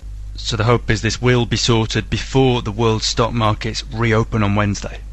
It all seems so distant and remote, James. How does this affect me and people in Britain? Yeah, well, America is still the world's biggest economy, even though China is catching it up fast. And there's an old saying you'll know that when America sneezes, the rest of the world catches cold. And there's still some truth to that. We know it's a global economy.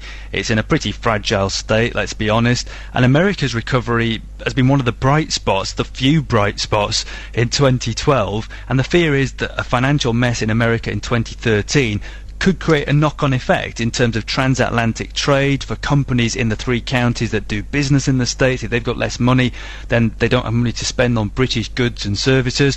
And more generally, investor confidence meltdown on the global stock markets is really the last thing our economy needs. And this is why they want to get this done and dusted on a public holiday before the markets reopen and give their verdicts tomorrow. Now, away from this story, what's the latest on Hillary Clinton, who's been quite poorly in hospital, hasn't she? Yeah, she has. She was taken to hospital after that fall she had last month. Hillary Clinton, America's Secretary of State, wife of Bill Clinton, of course. She's making excellent progress, doctors say. They found a blood clot, Iain, behind her right ear, and they're treating her for that. She's said to be in good spirits. She should make, apparently, a full recovery. Doctors say she should be released from hospital soon. Excellent stuff. James, did you spend New Year's stuck in a tiny little sound booth somewhere?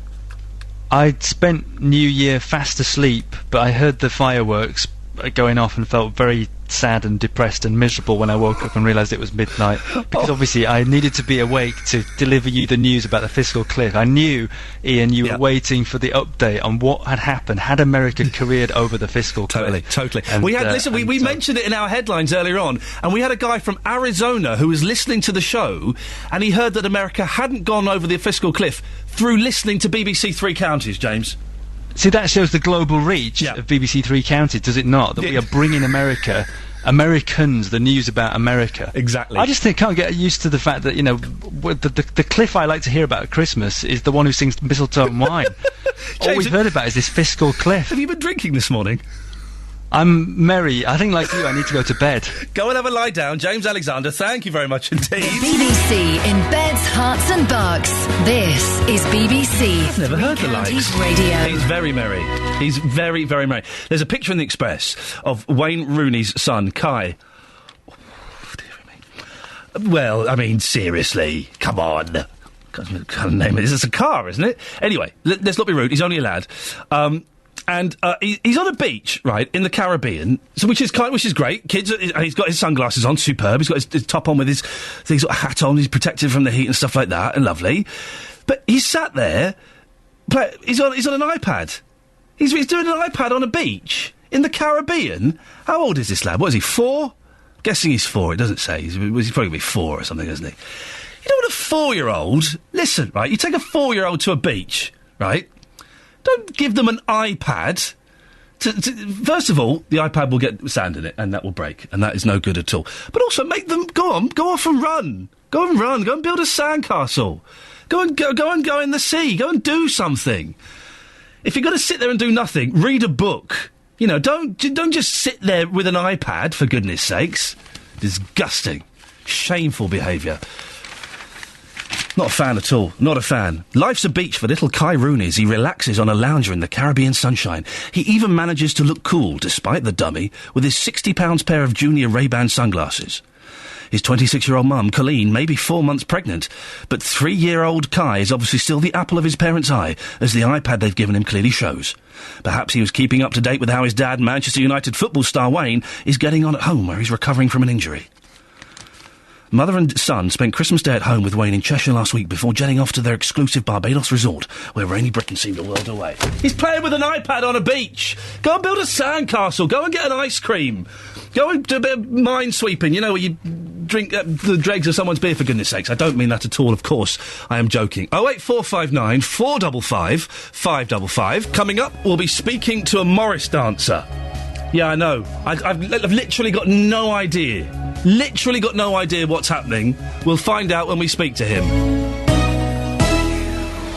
Beds, Hearts and Bucks weather. BBC Three Counties Radio. Let's have a little look at the weather. It's me doing the weather. I know. Listen, come on. It's your licence fee that's being saved here, so don't have a go at us. Today's weather, a few light showers possible, but the majority of places will be dry with sunny spells. It'll be breezy, and everywhere will feel noticeably colder than recent days. Highs of 7 degrees. Dry and clear at first tonight. Chance of ground frost in some sheltered areas. Lows down to 2 degrees. Oh, sorry, I had the microphone open. Sorry. What you heard there... Yes. What you heard there was David Prever's cough live on the air. Happy New Year. Happy New Year to you. You've just come in saying I've got no show. Well, I could tell you that I've something. Well, here we are. Look, it's in my back pocket. Go on. Here's the show. It's a post-it note. Looking good. Yeah, I wrote this while pouring the kids' milk this morning. It says... I can't read it. Now we're in trouble. Oh, yeah, exactly. Listen, we've barely had a show, and we've got a whole team of people you've had here. A show. You've Fiscal Cliff, that well-known adult star. Doesn't he sound like an adult porn star, Fiscal Cliff? I have no idea what you're talking about. No idea at all. At all. So, do you... any plans for the show? Just going to open up the phone lines? Yeah. There are people listening. Yes. There are people there? listening. Yes, I've spoken to all of them. All 6 of them have called this show. Really? So they will be listening. I saw on the way in one car, but a lot of joggers. There's a lot of people jogging around the place. Oh, no, give them a day on that nonsense. Oh, won't last. Well, when I was driving in about 4:45, there were loads of... 4:45 on New Year's Day. I know, ridiculous. There were loads of drugged up, drunk... Walk of shame people. It's like being in a zombie film, just staggering home, looking awful, their clothes dishevelled, sick down, and... Oh. Yeah, they're coming to work here. Yes, I know, exactly. They're in the room next door. We've staggered through. Yeah, you've done very well. Have you seen this Daily Mail front page? Yeah, the Daily outrage. Outrageous. Outrage that Jimmy Carr and Jack Whitehall, potty mouth comedians, on a Channel 4 show, Potty Mouth Channel, have done some rude jokes. After the watershed? Seconds after the watershed. Seconds. So, after the watershed. Why is the watershed 9 o'clock? Who decided that it was 9? It's an old-fashioned thing, isn't it? And it doesn't make sense now with people being able to take with kids sitting there in bed with their iPads at midnight. But these jokes, you couldn't read them out on here, but they're not that... Go on, read one out. Okay. Let's test the barometer weather anyway. Oh, did you see their faces next door? Someone's woken up next door. Okay, but here's the one about the Queen. Okay. No, I won't. I dare. But have a look at those. I mean, I've done worse jokes than that on television. On Channel 4, probably. Yes, of course, exactly. Yeah. Seconds after the watershed. I think James Corden is a very funny man, though, isn't he? No. Really? I don't get Corden. I like the other two. Yeah. I don't get Corden. Really? Yeah, I don't get him. There's something about him. Something about that boy I don't like. Really? Yeah. I like him. Whereas Whitehall, I think he's young, he's energetic, he's attractive. I get him. Carr, I like. Carr was very, very nice to me once. Was he? After I was humiliated on a television show by an idiot. Really? And Jimmy Carr phoned me up afterwards and said, I'm really sorry about that. That was embarrassing, and he was out of order. And that's nice. And he had no reason to do that. I'll give him the benefit of the doubt then on that. Yes, but Corden, no. None of these are repeatable at all. No, but you know, but funny. The Pasquale one I could have done on my old radio station. Where's that one? Right at the end, the last one. I could have done that. Yeah, you couldn't do it here. I couldn't do it. Couldn't do it here. And listen, my kids like eating, so I'm gonna just steer well away. Yeah, clear well. But it is another one of those things, and it does the Daily Mail just going for someone. Complaints have been made. 5 complaints were made, and now thousands will be made because of this. Well, what else are they going to do on New Year's Day? They're going to do the big Fiscal stories, cliff. No. Kim Kardashian. She's got. Who is she, by the way? I'm glad it's not just me.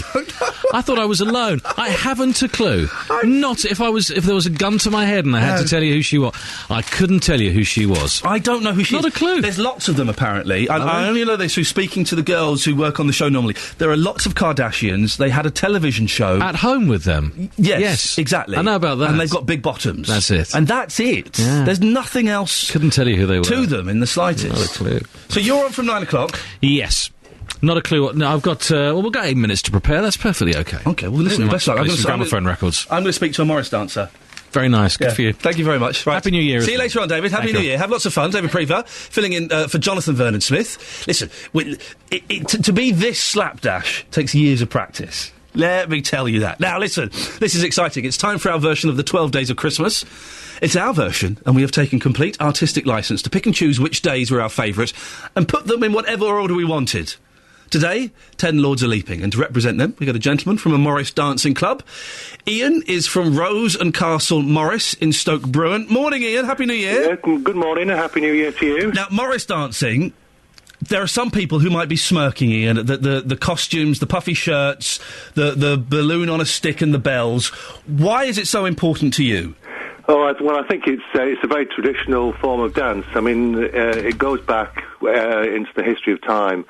It was, even Shakespeare referred to it as an old traditional form of dance. So it's one of our few traditions that still carry on to today. And it's important that we keep that going, as just one of our few traditions we've got left, really. Am I right in thinking, like a lot of these old things, it's all about fertility, isn't it? Not really, no. Oh, have I got that wrong? I think a lot of the young men in the villages around used to dance to attract women. So I suppose in that sense, it's fertility. But no, it's. One of the theories is that it actually comes from the Moors, the Moors from Spain, and it was a traditional form of dance that they brought over after the Crusades. That's one version of the history of it. But Well, whether that's true or not, it's difficult to say. There's no records of it as to where it does actually come from. How long have you been doing it for, Ian? Personally, I've been doing it for about 15 years. Oh, you must be tired. Yeah. Second time that gag's got an airing today, and I love it. No, sorry, go on. 15 years. Why did you get into it? Because it is a kind of dying dance, I would have thought, isn't it? Well, we do struggle to get new members, particularly young men. I mean, there's a lot of Morris sides around the country. I mean, there must be, I think, a couple of thousand, I think. But these days, I think there's probably more women Morris sides than there are men. We're always struggling. We're struggling to get new dancers, new recruits. Yeah. The young men somehow don't seem to be very keen, but we've got a couple of young men, but it is a bit of a struggle. I thought women weren't allowed to be Morris dancers. Oh, no, there is what is called the Morris Ring, which is the Morris Ring, which is one organisation which doesn't allow Morris female. I thought that was what happened if you danced too much. You got the Morris Ring. Yeah. Well, okay, good. So that's an organisation, and they do or they don't allow women in. The Morris Ring don't allow. They allow women in the band, but not to dance. Oh, for goodness! They're as worse as bad as the Church of England, for goodness sakes. But there is the Morris Federation and the Open Morris. There are two other organisations that both have happy to have mixed and female Morris sides. So you've got an event today, have you, Ian? Yes, we do. What's yes. happening? At Stoke Bruin, we're dancing from 12 o'clock midday. Next to the canal, outside the boat in Stoke Bruin, and so we'll dance. There's a female Morris side dancing with us, Queen's Oak, and we'll be dancing there for probably about an hour to an hour and a half. It's going to be a little bit chilly. I always associate Morris dancing with kind of summer fetes and summer fairs, and it's gentlemen waving their hankies and then having pints of real ale. It's going to be a bit chilly today, isn't it? Well, yes. I mean, it's funny. I mean, it used to be very much for sort of a spring through to autumn thing, but we seem to be dancing all year round now. So we get invited to various events. But it's always been traditional to dance for us anyway on New Year's Day. So right. We've been dancing for many years. How often do you meet and rehearse and practice these dances? We practice every Wednesday at the Village Hall in Stoke Bruin. So we do that right the way through the winter, and then in the summer. If we're not practicing, we'd usually dance out on a Wednesday at a local pub. Now, see, there you go, Ian. You've just hit the nail at a local pub. Oh, that's right. Well, that seems to be a theme. It is a theme. Well, it was always a theme. It was the old churches used to have what were called ales, church ales, where they used to get Morris men to dance at their ales, and there was always drink there, so we're just holding the tradition up, you know. It's nothing. Good for you. Good for you. Ian, were you out celebrating New Year's last night, or were you sensible? Yes, I was until about. I left at 2. I was pretty good at it, be able to get up this morning. I'm very impressed. You're proper hardcore. And so, if anybody listen, you said you're looking for new dancers. We are, yes. What do people do if they want to get involved? Well, if they want to get involved, then they can contact me. My number is 01908. Well, I tell you what, let's not give out your phone number on air. Right. I tell you why, because you may be surprised to hear there are lots of weird people that listen to this radio show. Okay. If you give us, I know, honestly, I would be reluctant. If you give your number to our team here, if anybody's interested, they can send us an email, 3cr@bbc.co.uk, and then we'll pass their details on to you. How about that? I think that's probably a safer way of doing it. Yeah, much better, yeah. Ian, thank you very much. Enjoy the rest of your day and Happy New Year. Okay, and to you. There we go. Thank you very much. Look, you see, I'm always reluctant to allow guests to give out their own home phone numbers. You never know who's listening. You never know who's listening. Well, we've had the people who are listening calling in today. We know exactly who's listening today. You wouldn't want those phoning you up. Oh, for goodness sakes. It would be awful, wouldn't it? A little bit of Morris dancing. I understand why they're struggling to get young men to do it. I like Morris dancing. There's a summer fete near me, and we go every year, and we watch the Morris dancers, and it's fantastic, and it's historic, and it's traditional. You wouldn't catch me doing it, though. Really. With little bells on my legs. And shaking my own hankies. You can understand why young men are reluctant to become involved.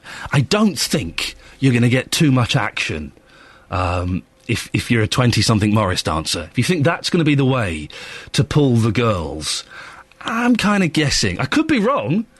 Could be completely wrong. I'm kind of guessing that isn't going to get you too much action, really. Oh, well, there we go. I think we've just about managed to stagger towards the end of the show. I've cooled them down. I've cooled them down nicely for you, David. They're nice and lukewarm, ready for your attention. Thank you to everyone who called in today. I know the shows will start to get back to normal from tomorrow, I think. Maybe next week. And it takes a while to kind of build up speed. We'll aim to get back to something approaching a normal show tomorrow, but don't expect too much, and you won't be that disappointed. How about that? If you listen, I should say, by the way, that if there are any things, any stories, or any things that are happening in your area, in Beds, Hearts and Bucks, that you think might be worthy the breakfast show covering, then do drop us an email, 3cr@bbc.co.uk. We've already had a couple of emails of some things that we'll be investigating and looking into. If there's something that's happening near you, or something you've spotted and you think, oh yeah, now this is what my local radio station should be talking about. This is something that needs to be changed or fixed or sorted out. Send an email, 3cr@bbc.co.uk. Mark it breakfast, Iain Lee, so I get it. Don't want it to go to any of the other shows. And we'll have a look at it, and we may get back in touch with you. How's about that? Thank you to everyone who took part today, and thank you for putting up with it. What has been a slightly slapdash couple of shows, but I've had a lot of fun. Thank you to everyone who's helped out as well here this morning. Thank you for that. We got away with it, I think. You can't have gold every single day, for goodness sakes. A little bronze every now and then never hurt anybody. Back tomorrow at 6 o'clock. Pretty much normal service will be resumed. Do stick around, though, because after 9... filling in for Jonathan Vernon-Smith, it's David Prever. All of that after the news with Louise Parry. Getting Beds, Hearts and Bucks talking. This is BBC Three Counties Radio.